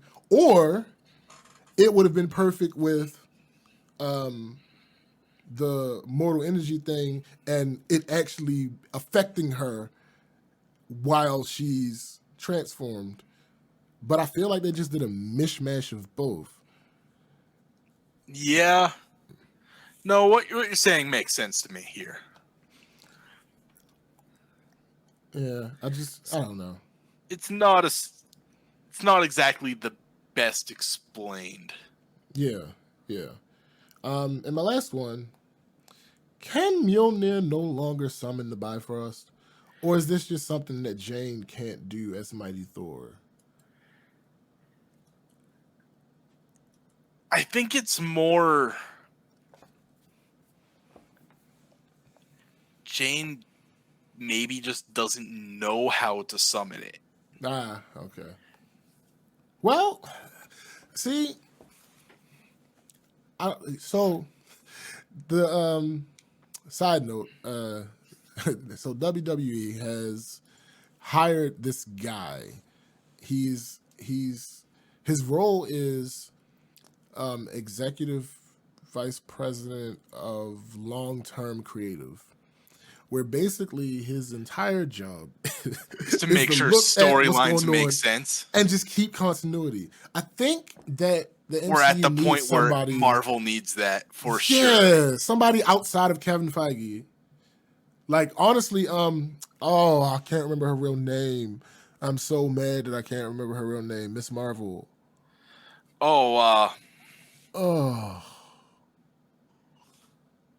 I'm so upset. Iman Vellani. Yes, Iman. Yes. I think she could do that role, honestly. Yes. The fact that she legitimately has burner accounts to argue on like Reddit and Twitter and stuff, and regularly argues with Kevin Feige. She has a book. All this stuff. She has a physical book that keeps up with the continuity of the MCU. Yeah, like it's just so hilarious to me about how big of a fan she was of this, and then then got the role, and then got into the role, and it's like, hell yeah. And like, this is her big role too. Like, absolutely, yes, this is her breakout. You know, her biggest. Yeah, absolutely. But the reason I bring that up is because it's been well established in the movie that Mjolnir can talk back. Yeah. So if it's an issue of Jane not knowing, and then if it's an issue of Jane not knowing, why can't Mjolnir just tell her? And then on top of that, Think how long it. Again, this could just be a continuity thing too, yeah, or maybe it's just a relatively new thing during the reforging of it. that's absolutely possible. Because in the first 3 Thor movies, Mjolnir doesn't talk to Thor. Correct. So it could be either just continuity of, it could always do this, we just never talked about it. Or it could just be one of those, hey, the reforging of it gave it this semi-consciousness. Ooh, or it could be that the only person that Mjolnir talks to is Jane. Because Thor, again, in that flashback, make sure you always protect her. Maybe that includes stepping in and giving her advice or whatever the case may be when she needs it. Also, something I just thought about. We also don't know if Jane has Allspeak. That is very true. Because if she doesn't have Allspeak, maybe it tries to communicate with her and she just doesn't understand. But by that rationale, are we saying that simply she understood it because Jane is Jane in every language? Maybe. Okay, I'm willing to go with that. Like, I'm just throwing out ideas here. No, I'm willing to go like, with that because I can see several names that are other people that speak other languages would still say the name the way that the language that it's from would say the name in certain cases. Or it's relatively close to. Right. So, yeah, I could buy that. But the last thing that I just thought about, it's not entirely clear how long she was Mighty Thor because there are parts of it that seem to imply that this is really, really new, and there are parts in it that imply that it's been a little while. Like definitely post Endgame. So right, but I don't know how long the time period. Well, I guess it also depends on your perspective. Yeah. From an Asgardian perspective, where your average lifespan is thousands to tens of thousands of years. Right. Because remember, at like 1,500 years old, Thor and Loki are considered adults, but relatively young. Yeah. They're, how we would look at 19, 20-year-olds. Right? So to them, it would still absolutely be relatively new, even if this took place shortly after the end of Endgame. Like if it takes place 2 months after Endgame, it's still been about 5 years. Yeah. Or I guess not 5 years. Well, no, it's been how? No, it hasn't even been. Yes. That long. So even if it took place because of the weird timeline bullshit, and this is exactly why I hate fucking time travel, even if it takes place relatively after Infinity War with Mjolnir being returned and blah, blah, blah, and everything else. Right. Because it is still a shattered Mjolnir. Yes. Even if it takes place shortly after Infinity War. So we'll say it's taken 5 years. Mm-hmm. Actually, that wouldn't make sense because she never appeared in Endgame to help fight. So she would have been there. Yeah, no matter what, it had to happen after Endgame. So no matter what, we're looking at. No, we don't even know how. We don't know how long the movie is after Endgame. We know it's. We know he leaves with the Guardians right after Endgame. Right. That's all we really know. We know he's been with them long enough for a while to do training and everything, and to lose all that excess weight from his depression. Yeah, but again, and everything else. Again, for an Asgardian, would that really take that long? Let's say it's been. let's say it's been 6 months. Okay. Knowing that you're going to die fairly shortly, 6 months can seem like a while. Absolutely. So, from her perspective, it could have been a while. For an Asgardian, oh no, 6 months is it's a blink of is an eye. minutes. Yeah. Minutes at best. So that could kind of explain it, because like you're getting a human perspective and an Asgardian perspective. It's kind of like mixed together, and at the point of being Mighty Thor, she's very uniquely both. Right. So how long is the movie? How long are the events of Thor: Love and Thunder? Because yeah, that's tough. I want to say it takes place over. I want to say the Gore the God Butcher stuff takes place before the movie starts, so to speak. Okay, I can see that. Gore getting the Necro Sword and starting his rampage takes place before we see Thor and the Guardians appear. Right. I can see that. So because that could have taken a month or two. From the moment we see Thor like find out that gods are being slaughtered to the end of the movie, I want to say it's not that long. Is maybe 2 weeks. Right. Right. At the most. Yeah. And the issue, the reason I think one of the reasons it's so hard to track down is because we've seen these beings do effectively a version of fast travel.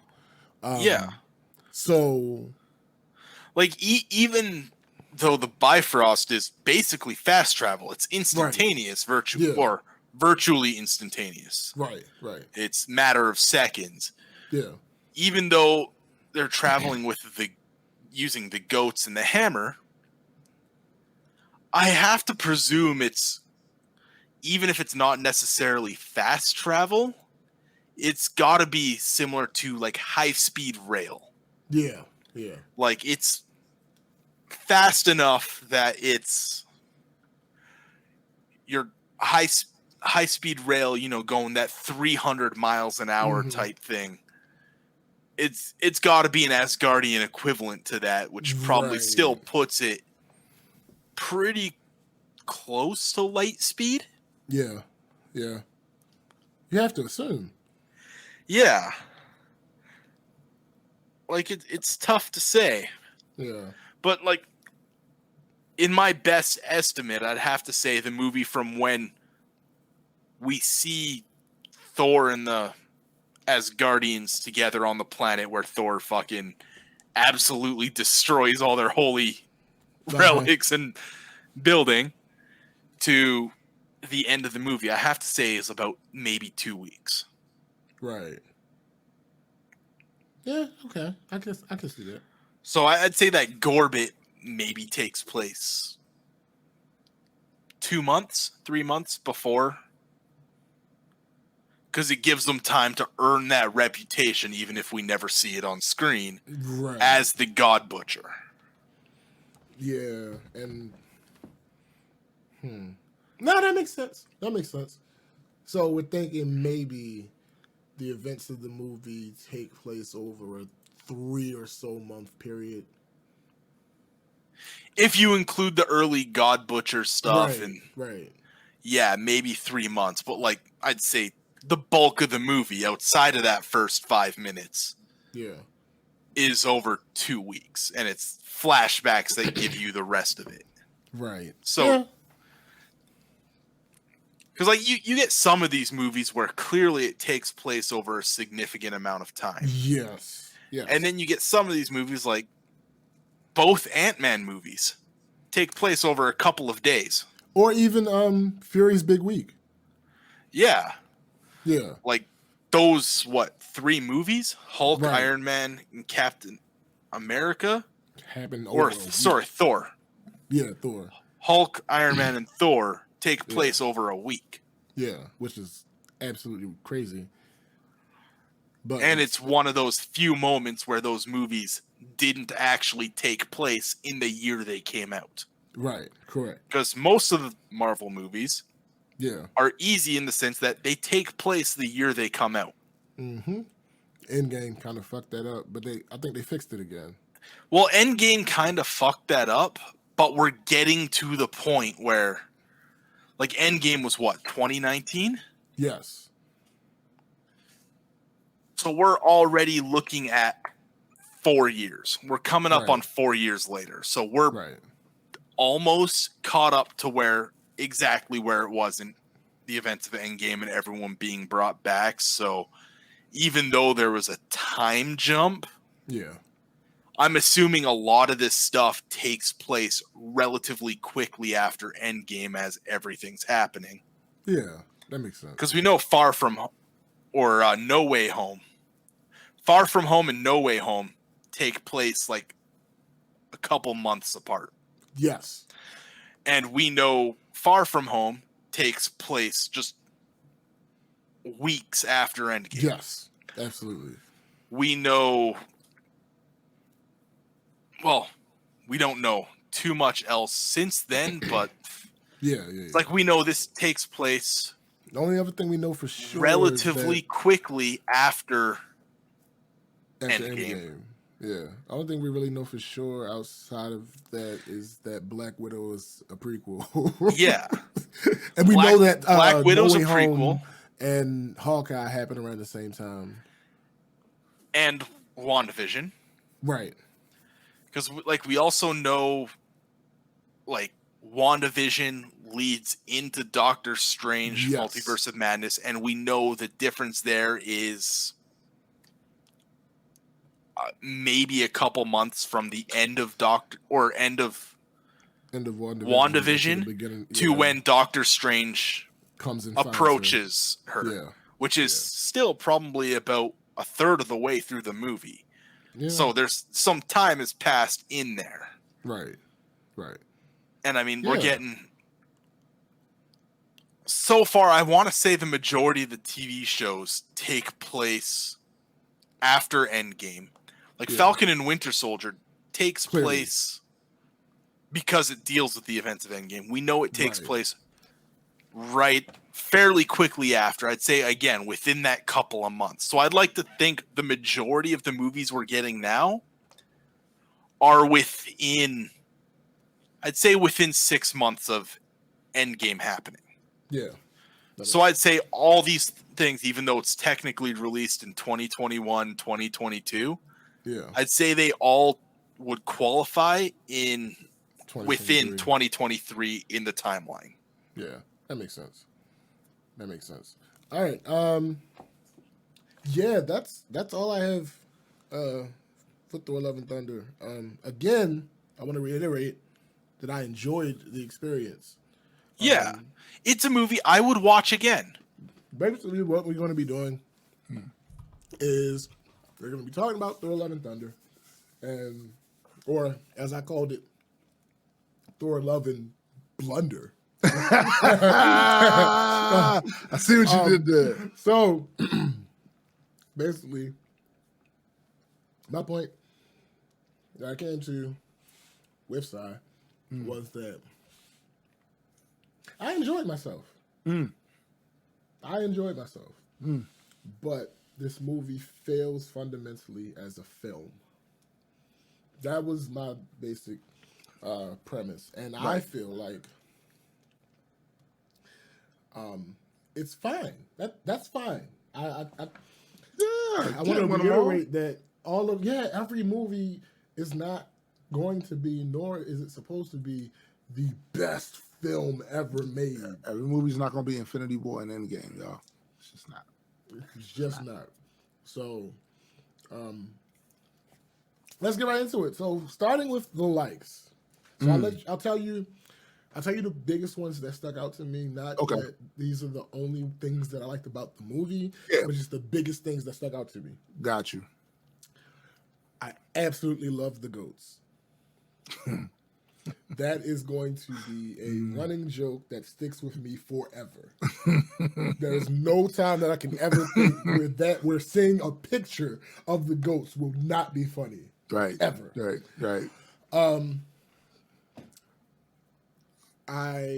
right, so I did a little bit differently with Sai. So that's one of the things that I like without a caveat. Right. The other thing that I like without a caveat is the Thorizing of the kids. Cyrus told me to use Thorifying instead of so we'll go with Thorifying. Okay. The Thorifying of the kids. I think that was a dope scene. And it avoided the thing that often happens with superhero and action hero movies where as soon as the individual finds their purpose or gets their power, they're automatically experts at fighting.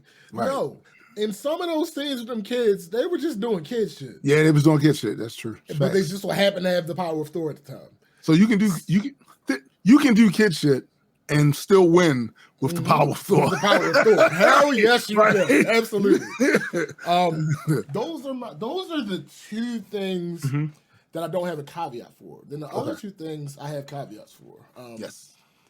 One was I love the simple explanation of how Jane is worthy. Thor simply saying to Mjolnir, make sure you always protect her. Right. Very simple, very effective. However, Taika undercuts this by Thor explaining about worthiness on the ship where he ends up being wrong because it was explained earlier in the movie. I don't like that. Also, my second one with a caveat, Korg is always a win. I love Korg. Korg is always a win. Right. However, since he's around the entire film, it just puts a magnifying glass on how much comedy Taika tried to force into the film. So yeah, those are my likes. Those again, there are other things that I liked, but these are the ones that stood out for me. All right, what's up with your likes? So for me, these are the things without caveats. I thought the costuming was excellent. Particularly on the major characters. Yeah. Thor, every outfit, Thor was doing more. He was doing more costume changes than Perry LaBelle at a concert. Costume changes. Yeah, and all of them was dope. Yeah.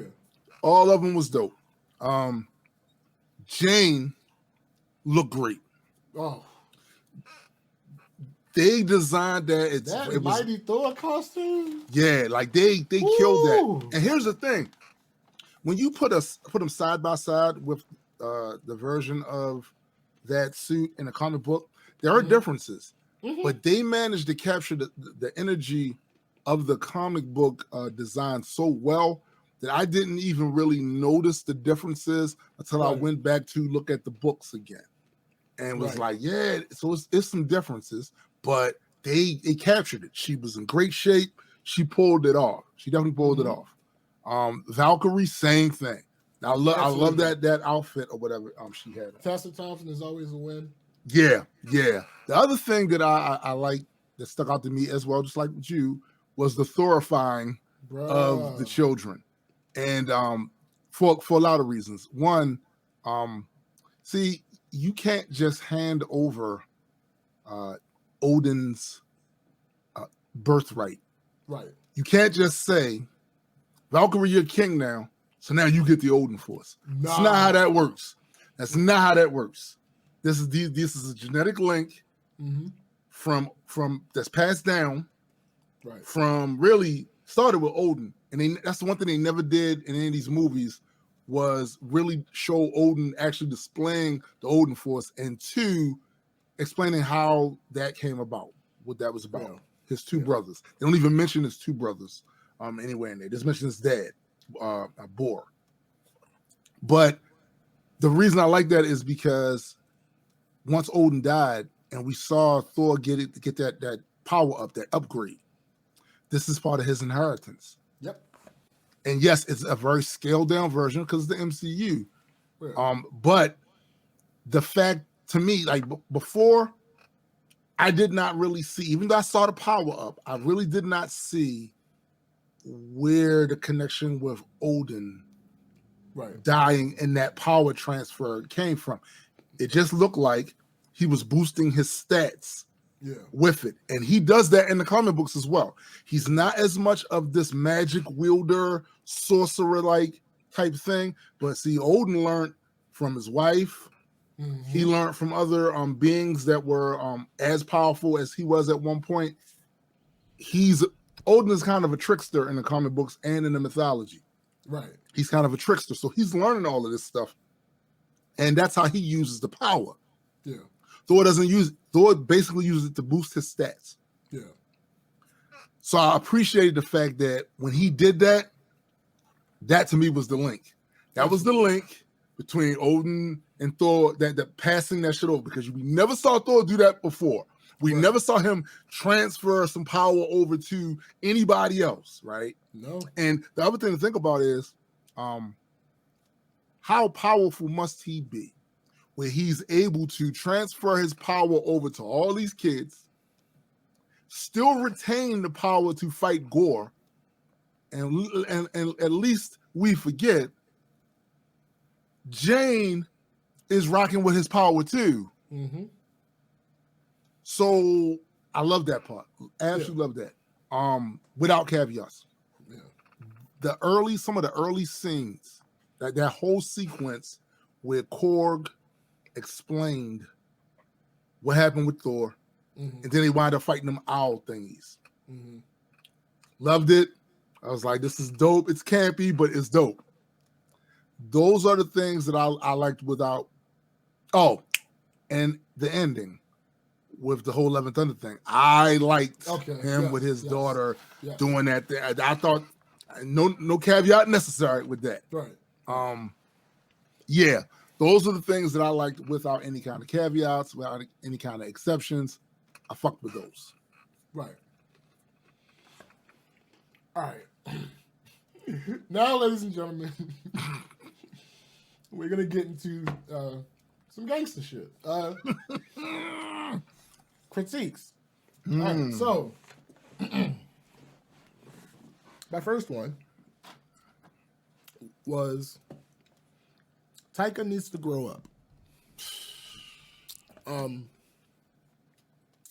It's almost as if he misunderstood what made Ragnarok so good. Right. It wasn't the fact that jokes were added. It was that the tonal shift was needed from the previous films. Absolutely. But no, what he did was he took the comedy and turned it up by a magnitude of 5. Yeah. Taika played too much. Yeah. And the example that I give, it's not the most egregious example, but it may be the most useless example. Right. The scene where Jane was standing in front of the mirror, looking sick, and then she transforms back into the mighty Thor, breaks the sink, Valkyrie's at the door, and she's like, she has the little pep talk, and then Jane says, and then Valkyrie says, "Are you ready to go?" She shows Mjolnir. She says, "I'm ready." She says, "Are you ready to go?" Valkyrie shows her sword. She shows her daggers. And then she shows what appears to be a hand grenade. Jane says, "Is that a hand grenade?" Valkyrie says, "No, it's a portable speaker." And then they do a dance break to Mary J. Blige's Family Affair. That was wholly unnecessary for several reasons. One among them, we've never seen this Valkyrie with grenades. So basically, you literally just introduced a weapon for it to not be a weapon. Yeah. For the sake of a joke. Yeah. And really, what would Valkyrie need a grenade for? We just watched her in Ragnarok leap out of a ship, jump from ship to ship, and destroy these wreckage. Bro, these ships were built for interstellar travel, so they're durable as hell. And she was pulling them apart like they were made out of paper mache. Mm-hmm. She don't need no damn grenade. No. Yeah. Taka play too much. Hey, this is the one thing y'all gonna understand throughout this entire my entire rant about that when it's my go up to the plate. Taka play too much. So my next observation was that the pacing was absolutely horrible. I was thinking that maybe they should leave certain stories alone if they plan on trying to stuff them into the runtime of one. Absolutely. Like a couple examples. Why couldn't we see the first transformation? Like, not even if we didn't see the transformation. Like, the transformation itself wasn't necessary to see. But in that scene, there are guards. There are literally guards standing there guarding Mjolnir. It would have at least made sense for us to see how the guards react to what is happening. Did they just say fuck it and let her do whatever she wanted? Did they attack and she knocked them the fuck out? Like, what happens? And let's call a spade too. If Odin was still alive and Mjolnir got fractured and broke up like that, let's take away the possibility that he could have fixed it, because he probably could have, right? Sure. But let's take that possibility off the table, right? Yeah. There is no way an Asgardian guard under Odin is letting you get close to that, because Odin was a stern authoritarian, and I know all of his military and security knew, hey, we do not want to get on the bad side of the Allfather. Why are you coming over? Yeah, I know who you used to date. Y'all don't date no more. Get out of here. Out of here. You're a little loosey-goosey with the security going on over there. Saying. And I'm speeding through mine because they already heard it with Cyrus. And we want to get to your thing. And I know we share some of these things. We do. Another thing was, like, we see two gods being killed during the runtime of this movie. Yeah. The first one was like 5 minutes in, and I wouldn't consider that a butchering. Nah. And the second one wasn't killed by gore, and it turns out he wasn't actually dead. Zeus didn't actually die. So in a movie that is adapting the God Butcher story, it would have made more sense for us to see at least one god get butchered. I mean, it's in the name, right?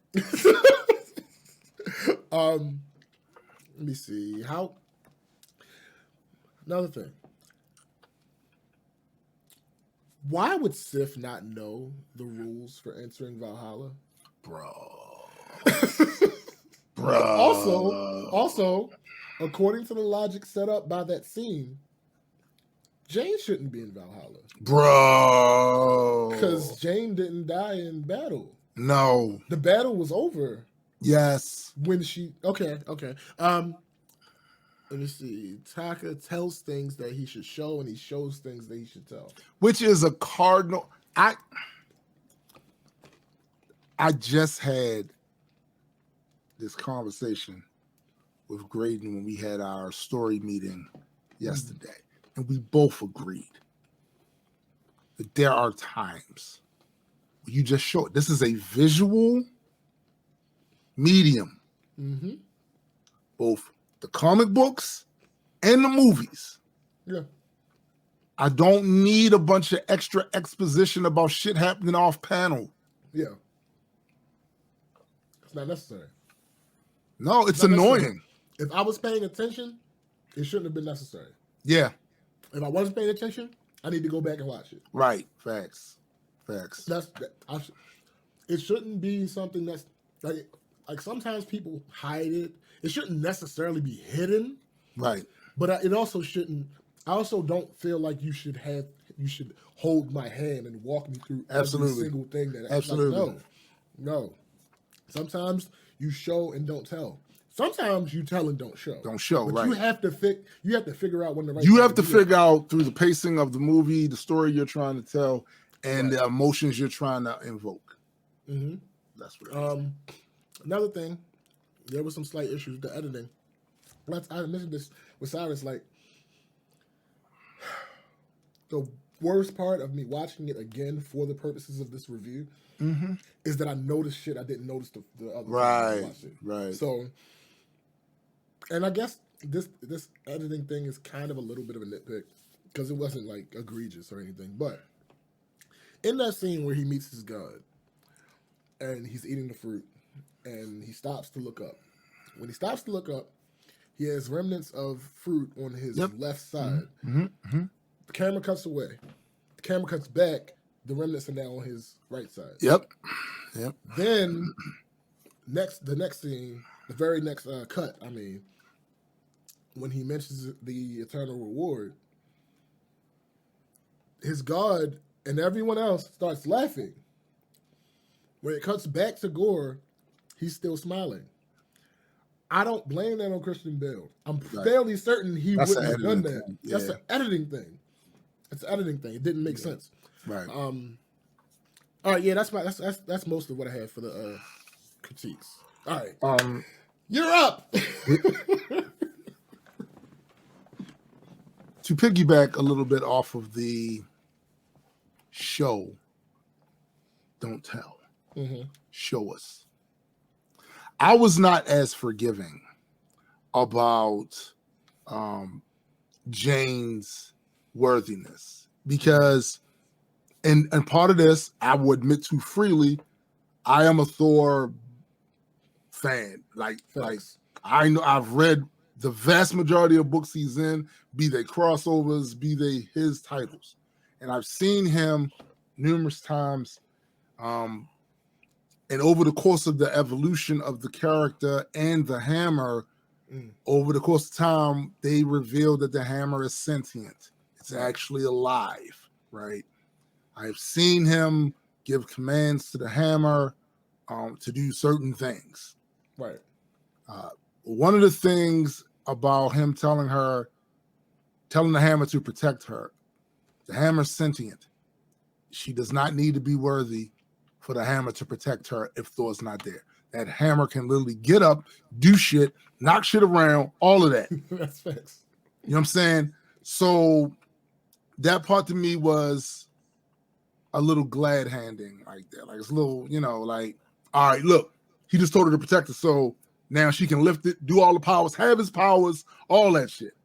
And I felt like we deserved a better, because I kind of feel like because he did it that way, it set a tone for not showing certain things that we would have liked to see from her during this progression from sick-ass Jane to the goddess of thunder. Oh, yeah. He set himself up badly several times with several of his choices. He really did, bro. And this is the in line with that.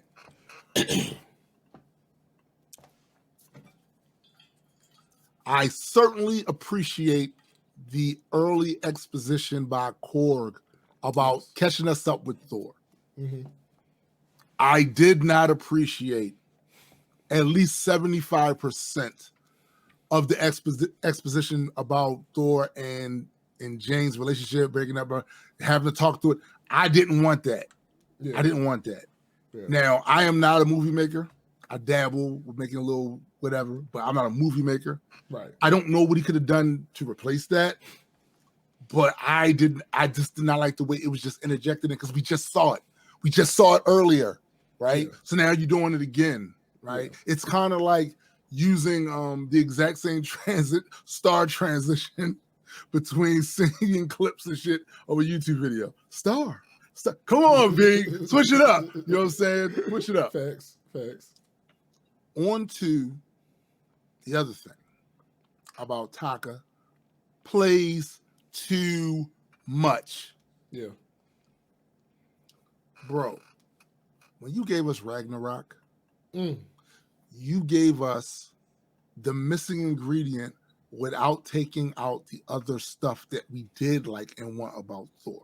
Yeah. So we got the laughs, the kafaws, but we also got the badassery, the serious, the stakes that were there felt like these stakes mattered.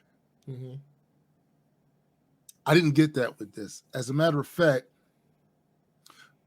the decision that and I'm blaming on the studio, not Taka, the decision they made to cut Gore killing gods out was a piss poor decision. Why? It's real simple.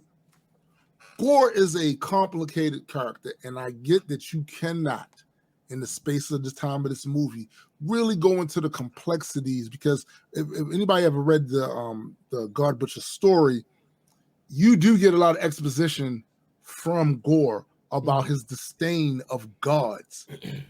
He has a ongoing commentary. Even when he's speaking to other beings that aren't gods, he's digging in God's ass. They don't care about you. I've been killing gods across this universe, and I've seen what they do to their followers. They ain't shit.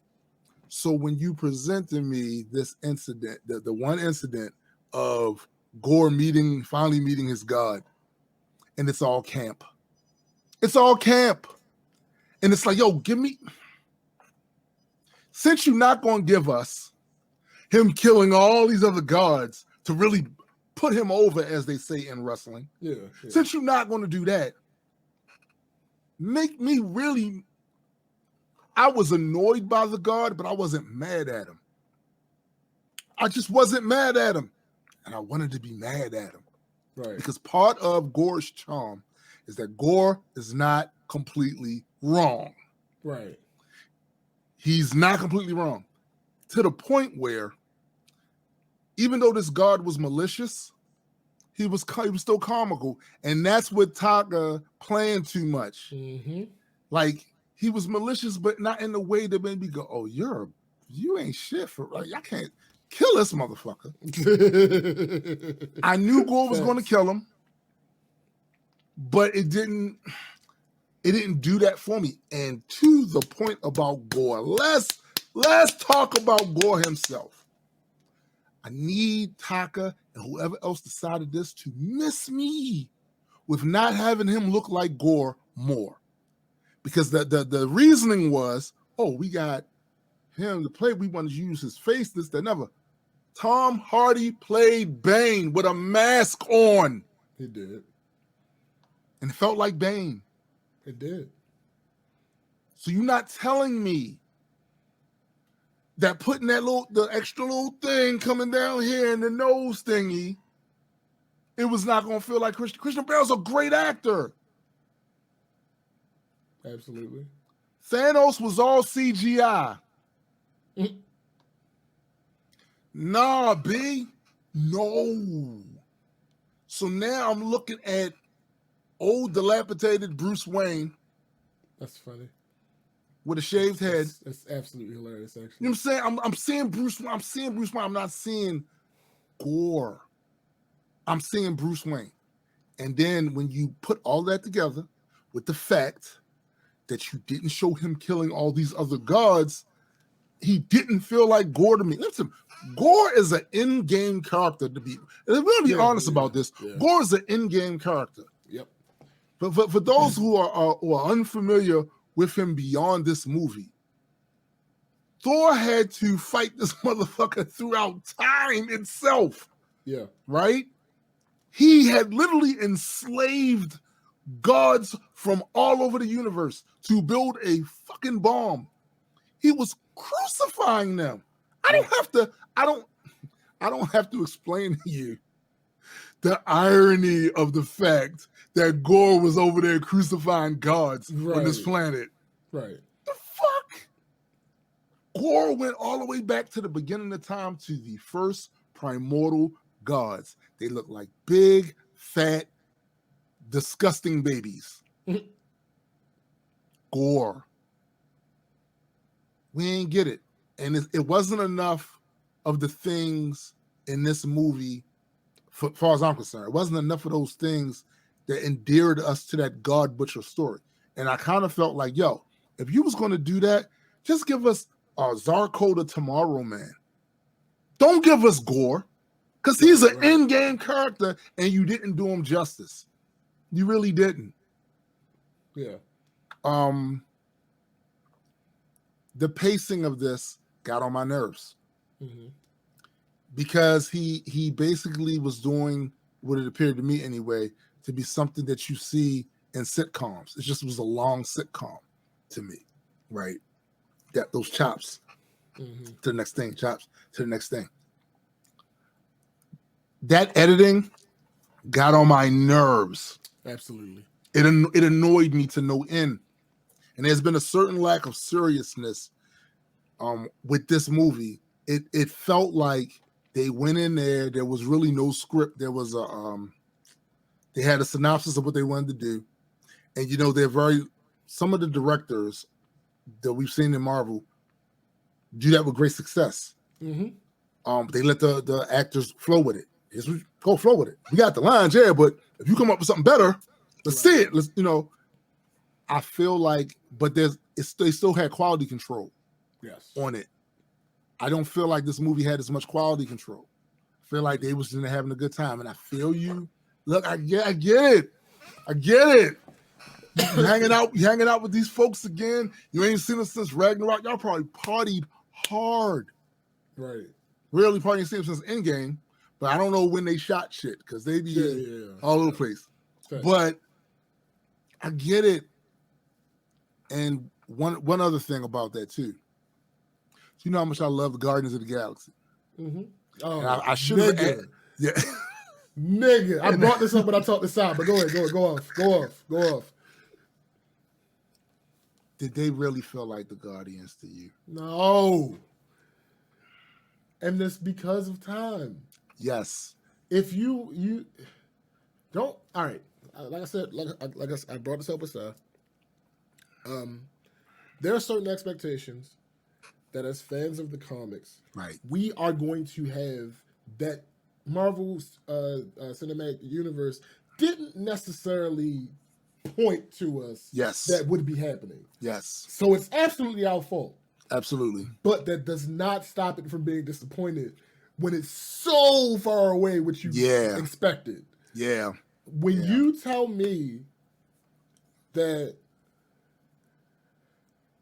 Thor is leaving Earth with the Guardians, and you hear the name as Guardians of the Galaxy, and you find out that indeed the Guardians are going to be in this next movie. Yeah. You think the Guardians are actually going to be in this next movie. Yeah. It's not really what happened. No. They were a part of the montage. And then outside of the montage, they were in the movie for like 45 seconds. And speaking of that, bro, there was major confusion with me. This is what I couldn't get from it. So when we last saw all of them together, it was at the end of Endgame. Yeah. And there was this, the rest of them liked Thor. Yeah, they were enamored by Thor. They fucked with him. Star-Lord was annoyed because he felt like this is another alpha god. We're not doing the male shit. Yeah. Alpha god. Like, I gave up my godly powers by killing my dad. So now this dude, he's a legit, whatever. Right, and they see it's the difference. And he's got more experience than me. That's 1,500 years. Nigga, like, you can't compare. You can't compare. So, and then on top of that. As they would say, no, that's a man. That's a man. You're a dude. That's a man. So the part that bothered me was it was hard to get a sense that the time that he spent with them had made them closer. Why? Because sometimes Star-Lord looked very annoyed, still annoyed at Thor. But then there's other times, the scene in particular, when they're about to fight those owl-looking things, and he came to get Thor to come out there. We need to help people going to die.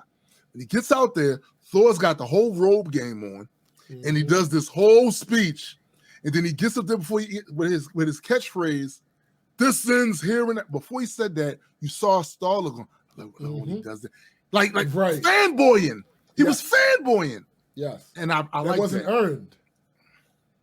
It wasn't earned. It wasn't earned. Because we didn't get to see it. Only for then, once he got the... Not even when he got the goats. While the fight was still going on, you saw Star-Lord's annoyance. So at one second, you was fanboying, like, yeah. And then the next, you rolling your eyes, doing all the shit. Then when you try to give him that speech at the end when he's about to leave, and you're like just trying to get him to quickly get the fuck. It just did not.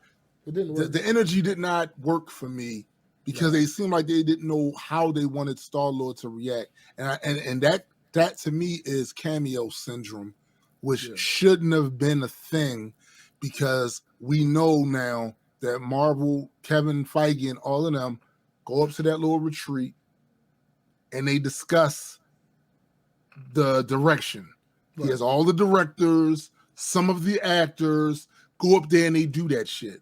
So it seems so disconnected. It seemed like that time that passed from Endgame to now, y'all could not decide what their relationship was going to be like when we saw them again. I have two things with that. One is a hope. I have hope that they address it in Guardians 3. I hope so. But the caveat to that is Taika fucked it up so badly, it can't possibly solve the problem that was created. No. Like, if Star-Lord wasn't so wishy-washy so quickly with Thor, then it would have been fine. Like, it would have been, you once Guardians 3 come out, you get to actually see some of their adventures that they were, okay, cool. This explains why such. Exactly. No. But no, it was wishy-washy with flip-floppy, so. Yo, even the scene, another scene that comes to mind, it's this little clip where they're playing chess or whatever, and Thor just breaks out crying. Yeah. It's a very short scene, but I watch faces. Yeah. I'm looking at Star-Lord's face while they're playing chess, and then when that first little clip starts, I was like, "Oh, this is a cool little camaraderie." Yeah, they got the. He did that, and I saw the look on Star-Lord's face. Right. Bro, I don't know where y'all stand for real. And then at the end, they was getting the fuck while he was still talking, dipping. All of them, as if they didn't. Yo, they loved him. Yo, I get Gamora. That's his man. I get Gamora. I understand. Gamora. I get Gamora too. Yeah. But the rest of them. You mean Nebula? Yeah. Nebula. I'm sorry. Yeah, Nebula. Yeah. The rest of them. Oh. Yo, Rocket and Thor got along. Thanks. Like Rocket was, dude. First of all, Thor is not just the god of thunder; he's the god of entrances. And he shares that title with Rocket. Thanks. He shares it with Rocket. When they appeared in Wakanda, yo, listen. The entrance of all entrances. Well, except just because of the feels of it. Yes. It's second only to On Your Left. Facts. Oh my! Oh, just because of the feels of it. I just felt that. I just felt that. Yeah. Right. I just felt that right there. On Your Left, and then all the portals open. Oh my! Yo. Yeah, that's number one. But number two is Thor in Wakanda. Yeah, bro. Yeah. Listen, I have to amend my statement because Thor doesn't just share the god of entrances with Rocket; he shares it with Sam. He shares it with T'Challa, Dr. Strange, Spidey when he came swinging through the fence. Yo, even Star-Lord with the little badass rocket boot shit and come out and his shit. What? Thanks. Yo, even Pepper. She just appeared down and look. What? That's gonna make me watch that shit again. So Facts. It's like I feel like one of the criticisms that this phase has gotten, which I think is I don't think it's a fair criticism, is that people don't feel like they're getting the feels from this that they think they got during the introductions of all the phases. Yeah. The truth is, you didn't get those then. Nah, you didn't. besides Iron wasn't a Man, real thing. Yeah. It's you're retconning it. you're retconning how you felt about those. Bro, I had the Winter Soldier, not the Winter Soldier, the Captain America First Avenger movie on DVD. I had it on DVD, not DVD, Blu-ray. I had it on Blu-ray. Yeah. And didn't even open it out the pack. I just had it because it's part of the. Right. Didn't even watch it. Just I will never watch that movie again. For what? Yeah. What's the purpose? Yeah. You know what? You know the best way to watch that movie is when somebody's doing a collaborative thing explaining the MCU and they have clips in there. Yeah. That is the best way to watch that. Absolutely. That's it. Because you watching for the commentary, right? And they're only going to get the scenes that matter. Out of it, so it associates with the commentary. That's the only way to really watch that.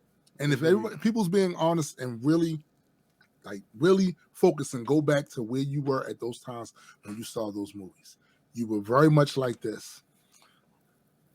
All right, but I'm gonna keep watching to see if we get. We look. We're gonna keep it going. See if we get to something good.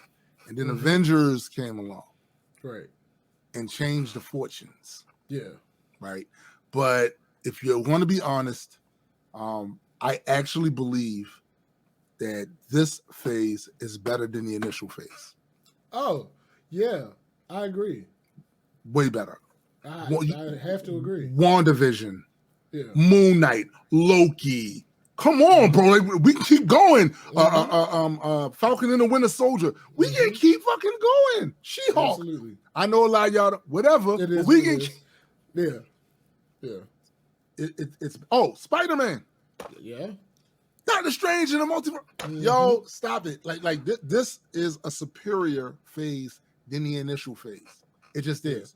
But people tend to, like you said, look through the filter of nostalgia when it comes to things from the past that wound up becoming a proven success. Yeah. But I guarantee you a lot of those feelings they are having did not come from that first phase. Nah, B. They came from maybe the second. And they're suffering from recency bias.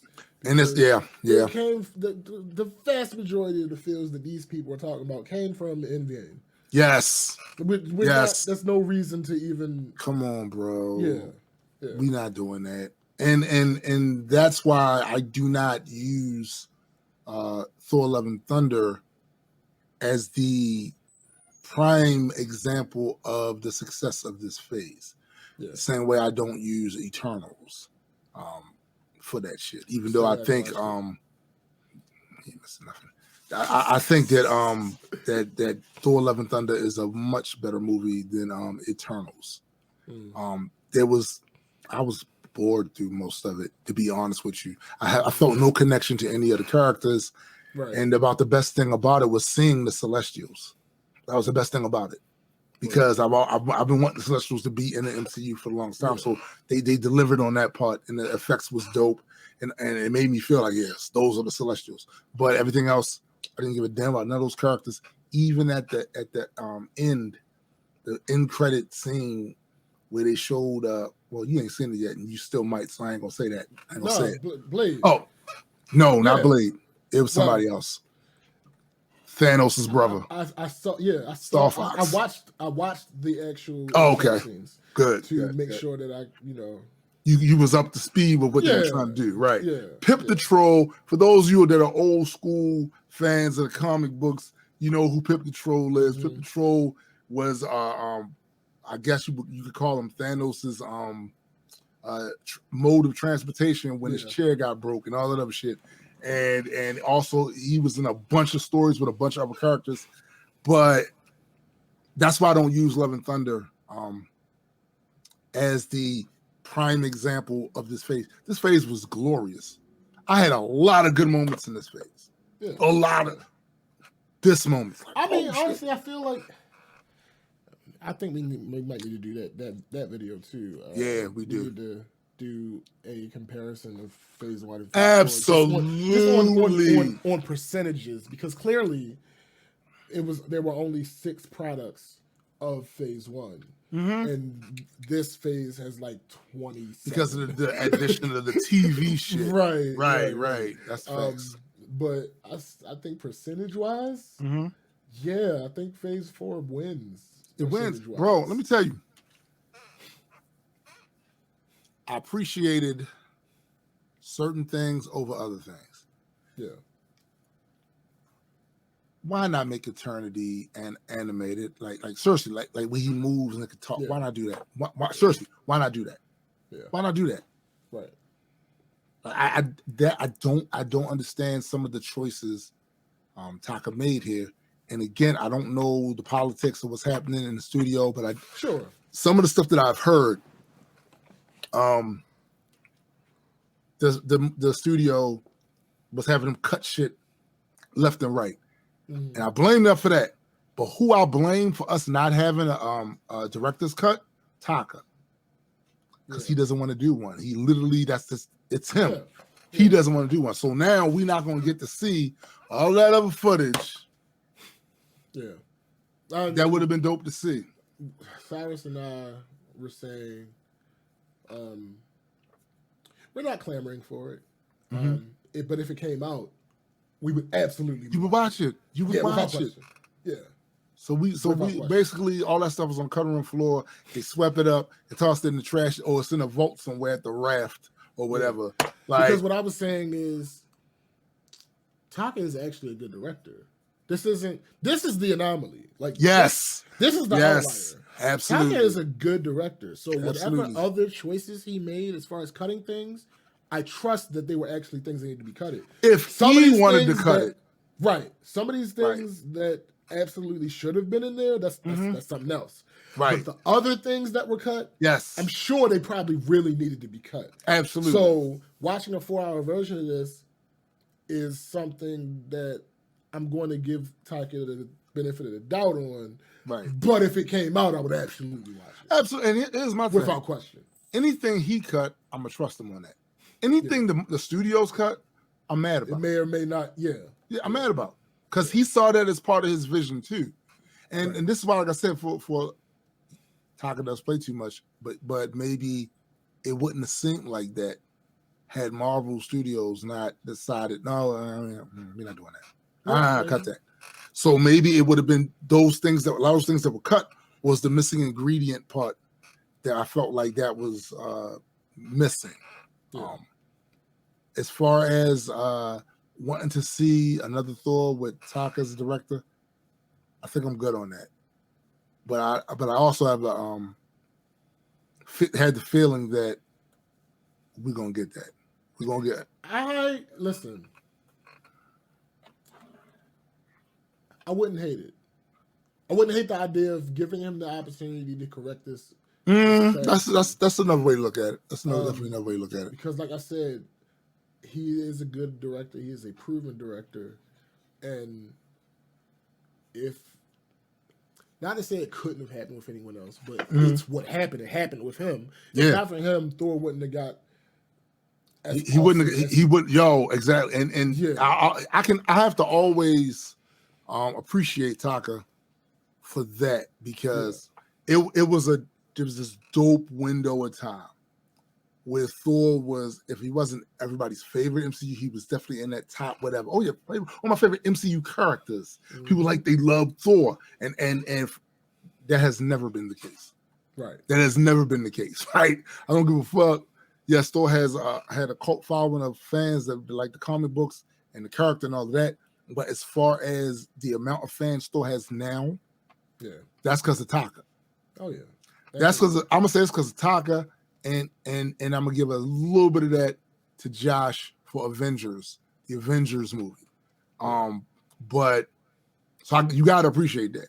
He is, and just going off of the amount of money Ragnarok made, and the response that it got, and how it pushed Chris Hemsworth's profile.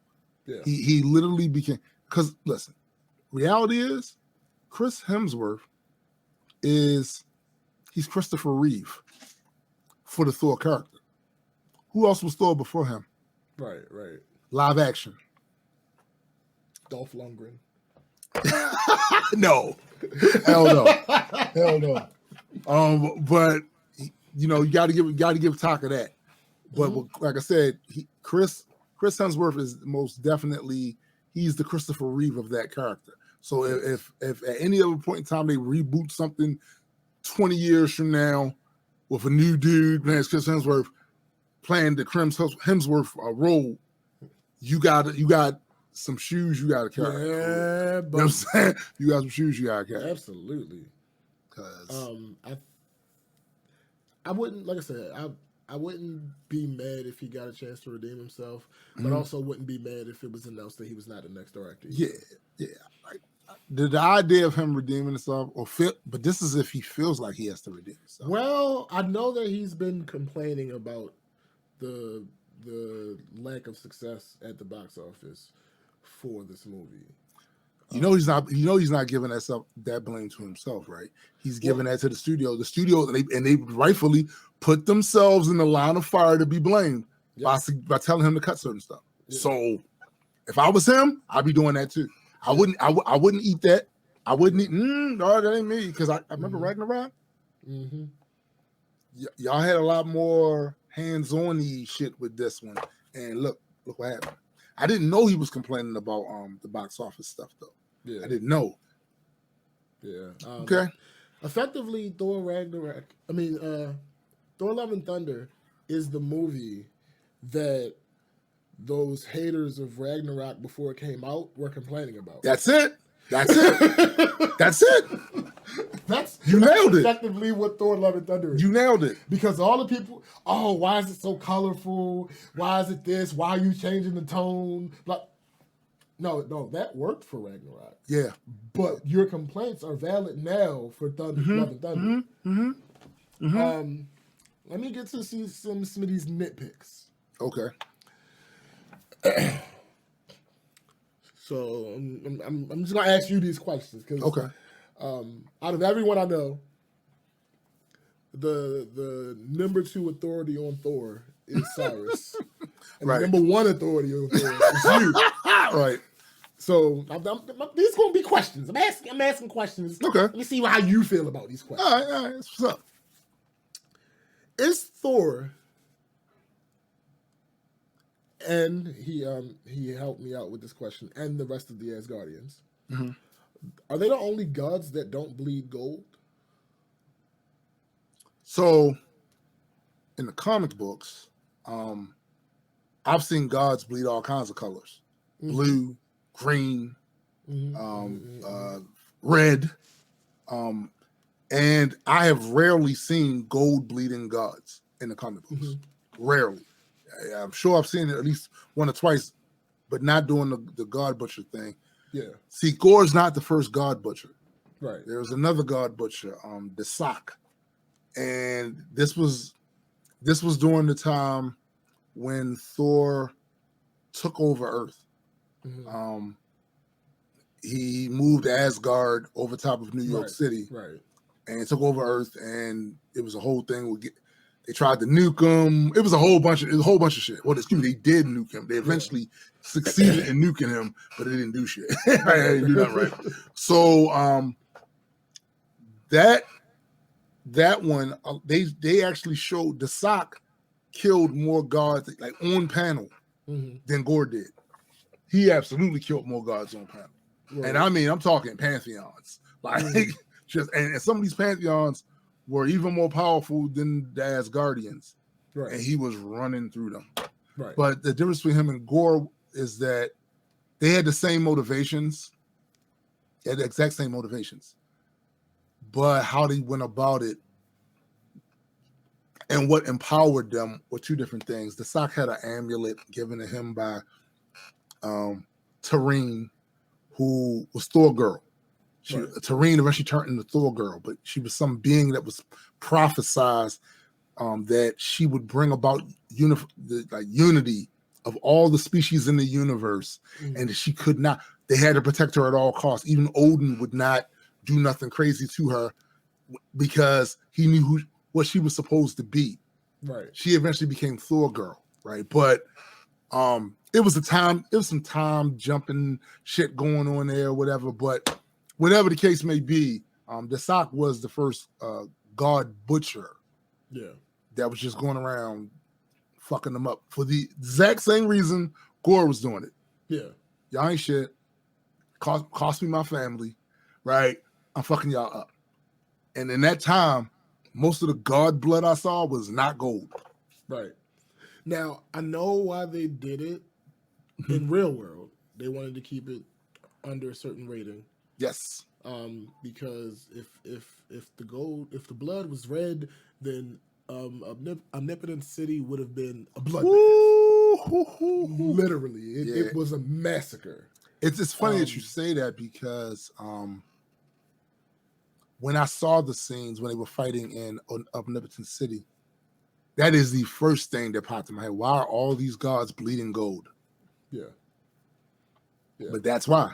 And even the first, this Gore's sun god. Yes. It came out gold. Yes. And it's like, okay, you're not making sense. Because we've seen Thor bleed. Right. We've seen Thor bleed. Red. And it's red. It's red. Right. It's clearly red. Right. So, yeah, okay. So, all right. Why has Thor gotten so dumb? Okay, so here's the thing. If you look at him in the comic books, when he's part of an ensemble team, he's dumber. Mm-hmm. When he's in his own book, he's waxing poetic. He's got layers, depth, and all this other stuff. They typically only use him in those books for muscle, the added muscle on the team. And also, he's kind of a jack of all trades in that he's super strong and vulnerable. And then on top of that, got all these other powers and shit. Yeah. So they can use him pretty much to write them. Him and Hulk can write them out of like any circle, any corners they wrote themselves in. Him and Hulk can kind of get them out of that shit, right?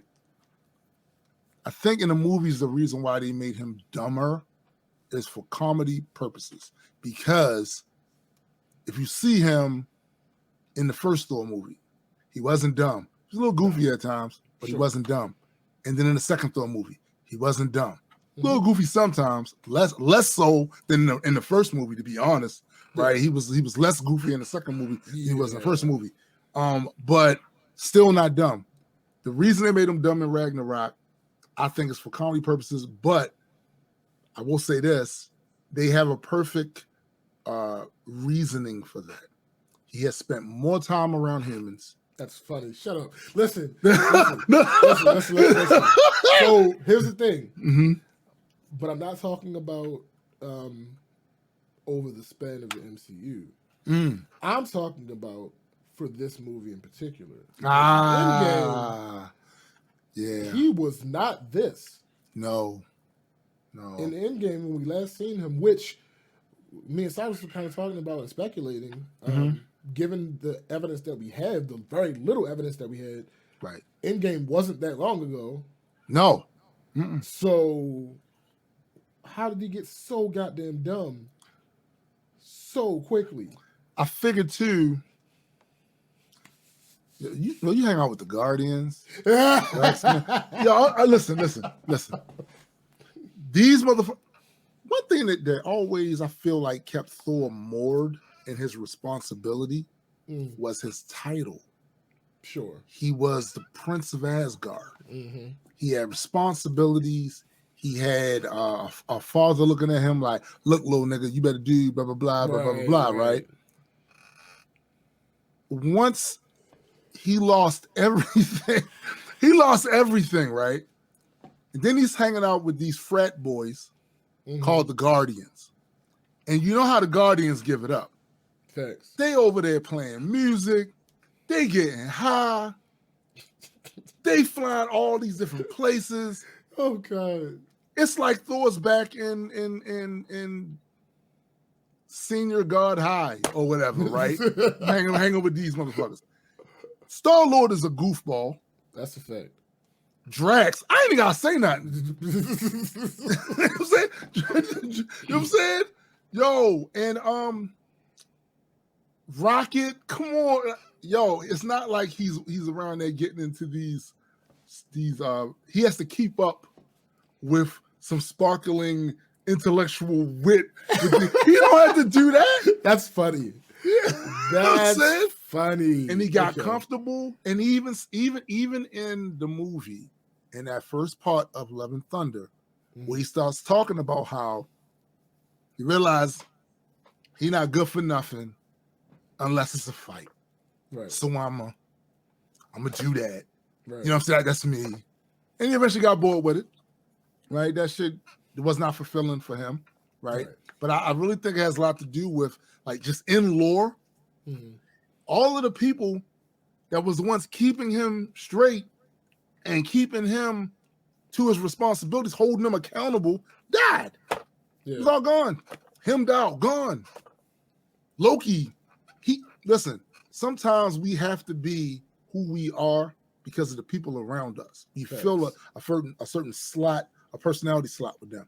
When Loki was alive, Thor had to be responsible because at any given moment, sure, Loki wound up getting a glow up in the TV series, and this is a variant of him, though. This is a variant of him.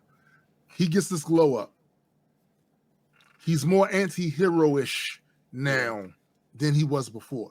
But when Loki was still god of evil, god of mischief, Loki, Thor he could not, I'm the bigger, older brother. You on some bullshit. And when you do this type of shit, you dishonor the entire family. I'm responsible when you do. I gotta be the one to stop you. All them people were gone. And I got a bunch of goofy ass humies. This is called a spade. Well, there's one human. Listen. And his sense of humor, I think, also got better hanging around Tony Stark. For sure, yeah.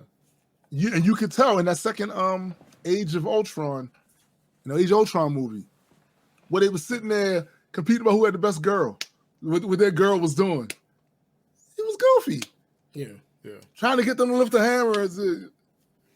He was laughing way more than you would ever, I think that's, to me, a natural progression of him being around less gods and goofy mortals. Mortals are goofy. Yeah, nigga, you spent 5 minutes around me, you, Addie, and Marissa. Mortals are goofy. You know what I mean? All right. Let me see. Okay, so having Gore meet Thor so early in the movie and showing that he is strong enough to hurt Thor, kind of makes the fact that he didn't kill Thor more ridiculous than other situations that are similar to that. Yeah. Like in other, we do the whole thing where we suspend our disbelief to these types of things. Absolutely. But in other situations, some of these things are earned. But in this situation, like you said, we didn't see any reason to really be intimidated by Gore until he literally started throwing Thor around. Yeah, until he matched up with Thor. Yeah. There was no reason to be afraid of him. We have that part where he has the necro blade to Thor's neck. Right. He could have killed him. But he didn't. He didn't. It doesn't make sense. Thor was strong enough. Think about this.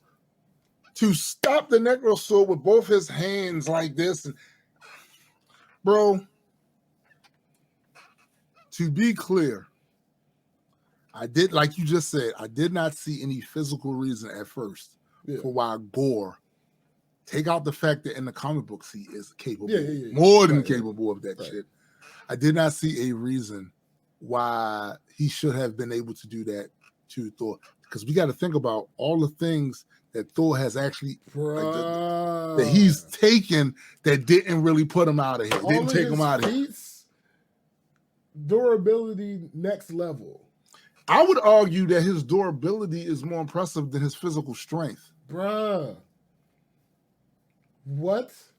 Yeah. Absolutely. Like his biggest physical strength feat, it's a big one, was like moving the rings of Nidavellir, which the guy that designed it said it's roughly the size of a small moon.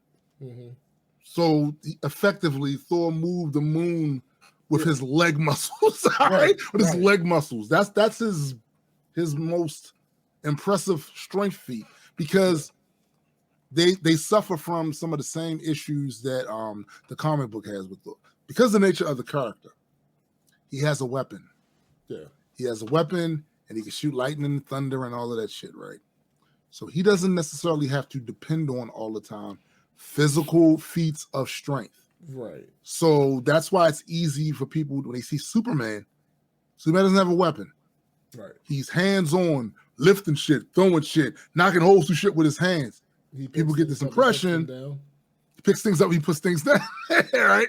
So the impression is that, oh, well, Superman is physically stronger. But as most of the people that have done their reviews on the Superman movie feats and the Thor feats, Thor outclasses Superman in the movies. He outclasses him.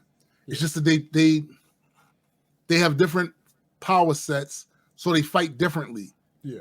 Thor's hitting things with hammers, and he's fighting with weapons and all that other stuff like that. He doesn't have to all the time pick things up and put things down. Right. So the rare times you'll see him do shit like that in the movie, in the comics, when that plane he did a whole Superman thing. The plane was coming down, he flies up, catches it with one hand, and then puts it okay.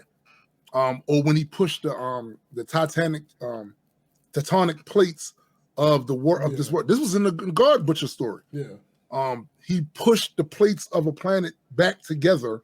Right. Because of the damage him and Gore was doing, had damaged the world. There was people on that world. You don't get to see him do that a lot because of the nature of the character. I hit things with hammers. Yeah.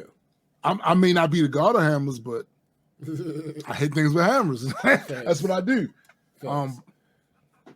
But I don't know, man. Like I didn't feel like at no point did I feel like Gore was gonna kill Thor. At no point. Right. I just didn't. Yeah. Let me see.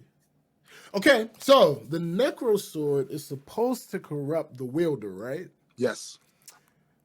So how were words enough for Gore to have a face turn in the end?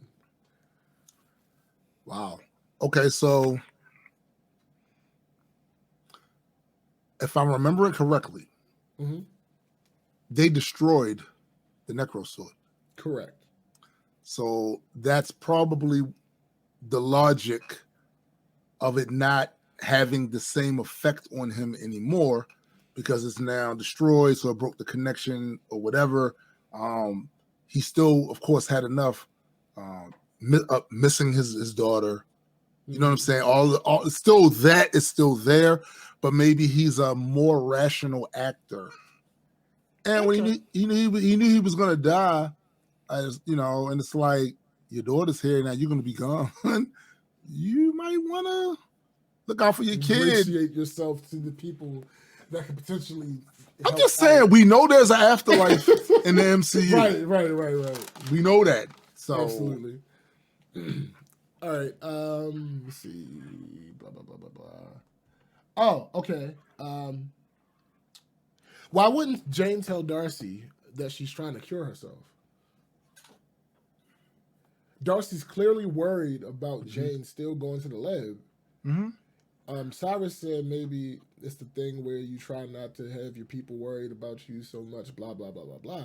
But I said if I was in a situation and I was trying to not have a worry about me, I would let her know that, though, the reason I'm in the lab is because I'm trying to get better. Yeah, I think that was a mistake. Something that was overlooked. The reason why I say that is Jane is not a medical doctor. No. Jane is a physicist. Yes. These are specialized fields. Right. People who are out there trying to cure cancer, they are specialized in it up the wazoo. Fact. That's not what she does. And I think that's a mistake on the director and all. I think I really do, like, them not thinking like she's a Yes, she Dr. Foster, yes. But in the movie, like, yes, in the comic books, she's a medical doctor. Right. But y'all established in the movies she's a physicist. Yeah. I think that was a screw up on their behalf. Okay. Cyrus had an answer for this one. Let's see what you say. Can Mjolnir no longer summon the Bifrost? I would argue Mjolnir could never summon the Bifrost. Interesting. That's not what he said, but go ahead. If people recall, he was yelling for Heimdall. Heimdall! Absolutely, yeah. That's the thing. The only one of those weapons that could summon the Bifrost was Stormbreaker. It wasn't Mjolnir. And just because he lifted his hammer up in the air, that's Thor being extra dramatic. All gods are that way. he's been extra. You know what I'm saying? Doing poses like Black Widow's pose and shit. Facts. That's a good point. I'm just saying. All right. Astrid. Astrid doesn't exist in the comics. No. Not yet. Well, of course. Right. So here's the thing. Matter of fact, Heimdall's dead in the comics now. Oh. Sif is now the Aren't they guardian brother of the and sister? Mm-hmm. Yeah. Mm-hmm. She did it for him. Okay. So here's the thing. This actually fits in the nitpick thing, but when I had put it in, I wasn't sure about Astrid, so I had put it in the curiosities. But since Astrid is not a character in the comics, that means that he was created for the movie, which is absolutely fine. One of the greatest X-23. X-23 is not in the comic. Harley Quinn. Look, Harley Quinn came from the Batman animated series. X-23 came from X-Men Evolution. Absolutely. And like I said, it's absolutely fine. We have examples of it being done and being done well and working. And I'm not saying this won't work. Right. My issue with this is the fact that he's being created for the movies could, hint towards this whole Young Avengers thing that's happening. And Cyrus pointed out that he feels like they might combine the teams of the Young Avengers and the Champions. He might be right about that. But since this is being created for the movies, that means that you could have named him whatever you wanted. Yeah. Why'd you have to start his name with ass? First of all, it's funny that you say that. But here's the thing. Astrid is a feminine Scandinavian name. Yes. And I would have been fine with Astrid. I still would have been fine with Astrid because of his power base. I know this is not. I use the word phrenology. Maybe that's not the right word. But no, it's not etymology. Etymology. Yes. The root of the word. Yes. The I know origin that of it's each not. word. Yeah, I know that's not a direct connection, but Astrid, Astral, given what his powers are, I would have been fine with that. Yeah. But you only named him Astrid so you can get in a joke and a Guns N' Roses reference. Yep. Which you've been doing the whole movie because the music. Yeah. So it was completely unnecessary. Yeah. To do this. Agreed. There's literally no precedent Agreed. of this character's name. You could have just named him Axel from the jump. Facts. And because that is a Scandinavian name, you could have just named him Axel from the jump and not made a joke of it, but just referenced That's it. the band. You could have done that. I'll go one even further.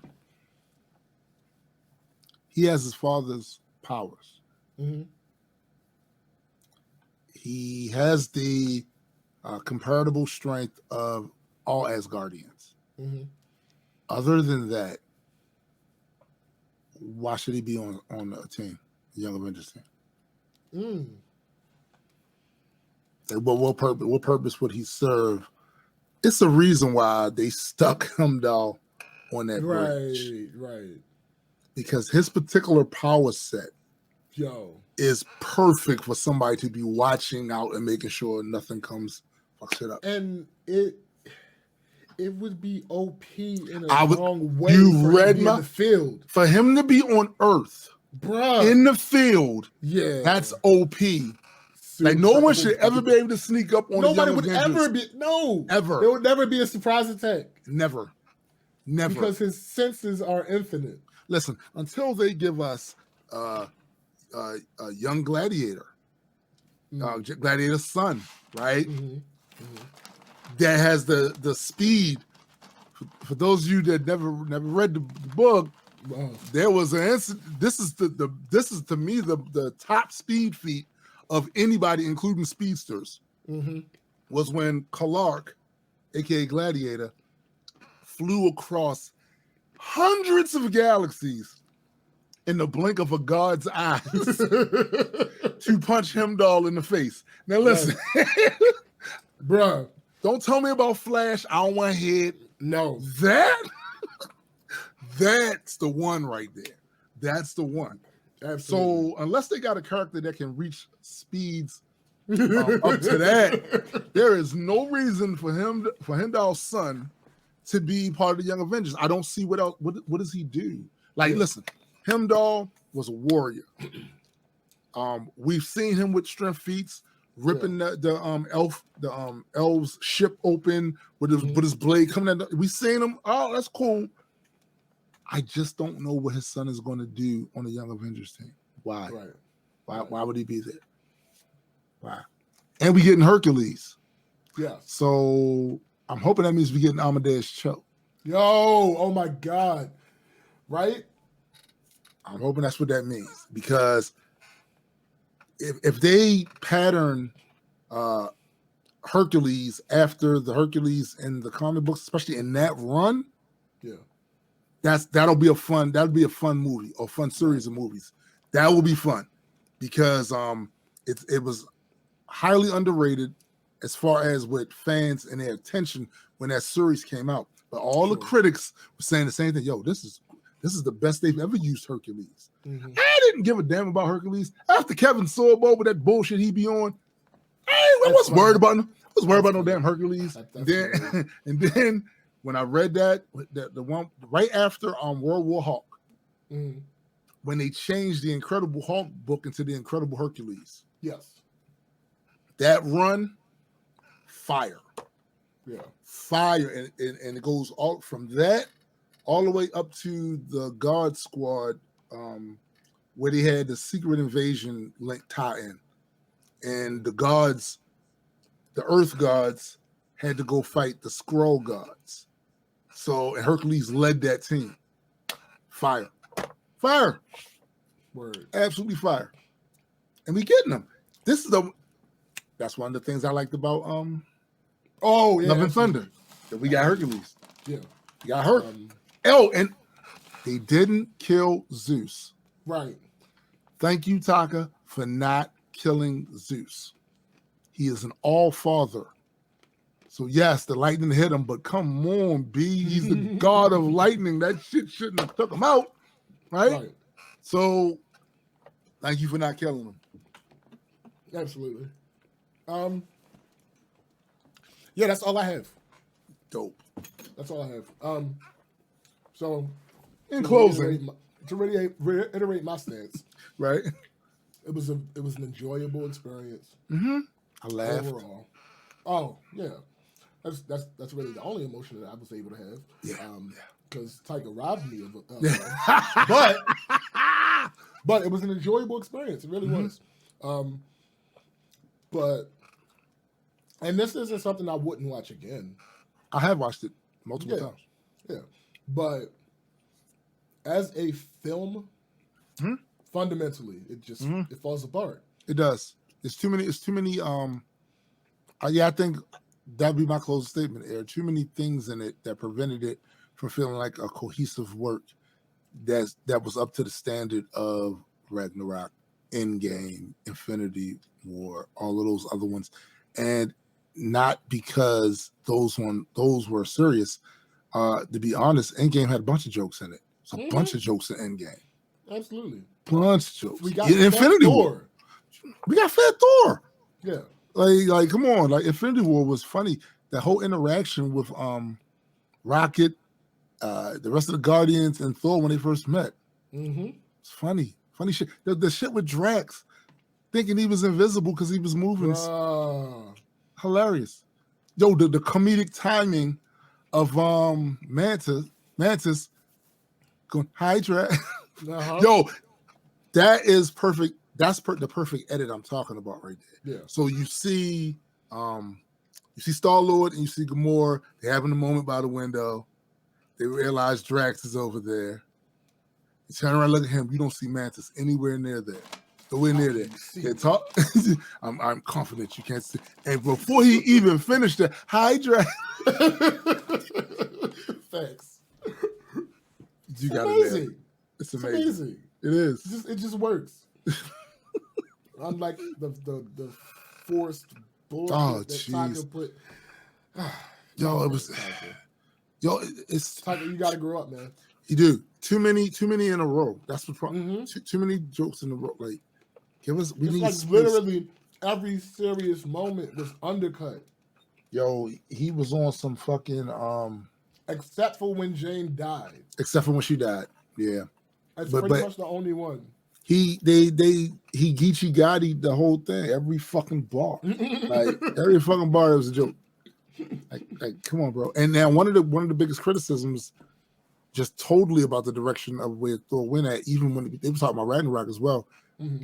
I know people that liked it, but they said, yo, I want like a bloody. I said, I know which Thor you want. We never getting him in the movies. Hear me. I know which Thor you want. We either gonna get this. He had to go this way because we would just get the stuffy Thor that we got those first two movies. Yeah. The real stuffy. We would get that Thor, right? Yeah. We will never get. I know what Thor they want. With blood on his hammer. He has a berserker rage. I know which one you want. I know. We never getting him. Like they want just sea of ice giant blood, and he's standing on a pile of them, pulling their heads off. I know which Thor you want. The Thor that always defends Wolverine because he understands him, because he has a bit of. I know which Thor you want. He's a berserker. He's a Viking god. I know you're never going to get him. Go play God of War. That's funny. Just saying. Yeah. Go play God. You're never going to get that Thor. I can.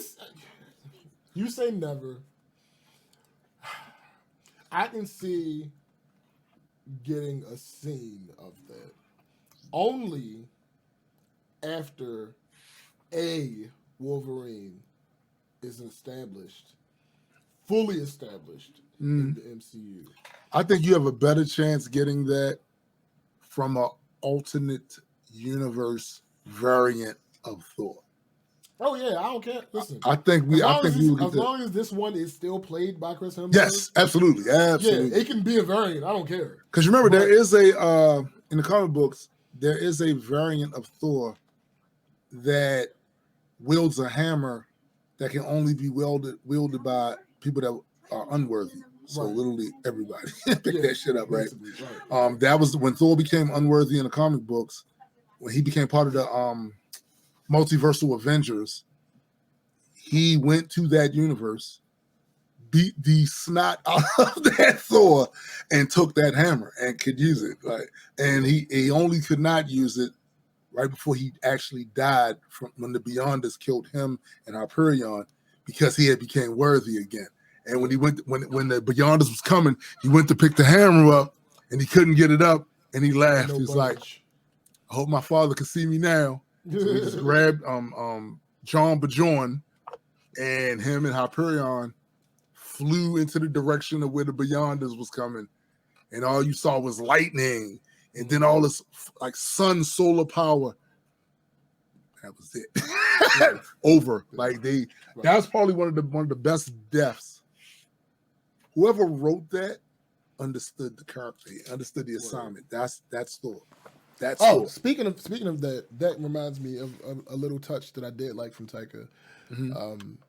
He did a slight callback to Original Sin where Ooh. Jane whispers something in Thor's Yes. ear. I liked that. That was a straight up original Easter egg. Yeah, It was. I really liked that because she whispered something in his ear that effectively changed him forever. And the fact that we don't know what it was, it's amazing. And the fact that the original one was Gore was right. And it took them years to tell us what Nick Fury said in his years. We did. I remember saying that must be a loose end. They not even on. And then they did. They told us what it was. But it took them years. Oh, yeah. Like, we didn't know what he said for at least 3 years. Right. Which is crazy. Man, I can't wait till my comic book get to that point where I can do shit. That was fire. All facts. That was fire. So yeah, that's it. We awesome. We talked about Thor: Love and Thunder, and yeah. This has been a special Multi-World Entertainment presentation. Thank you guys for listening.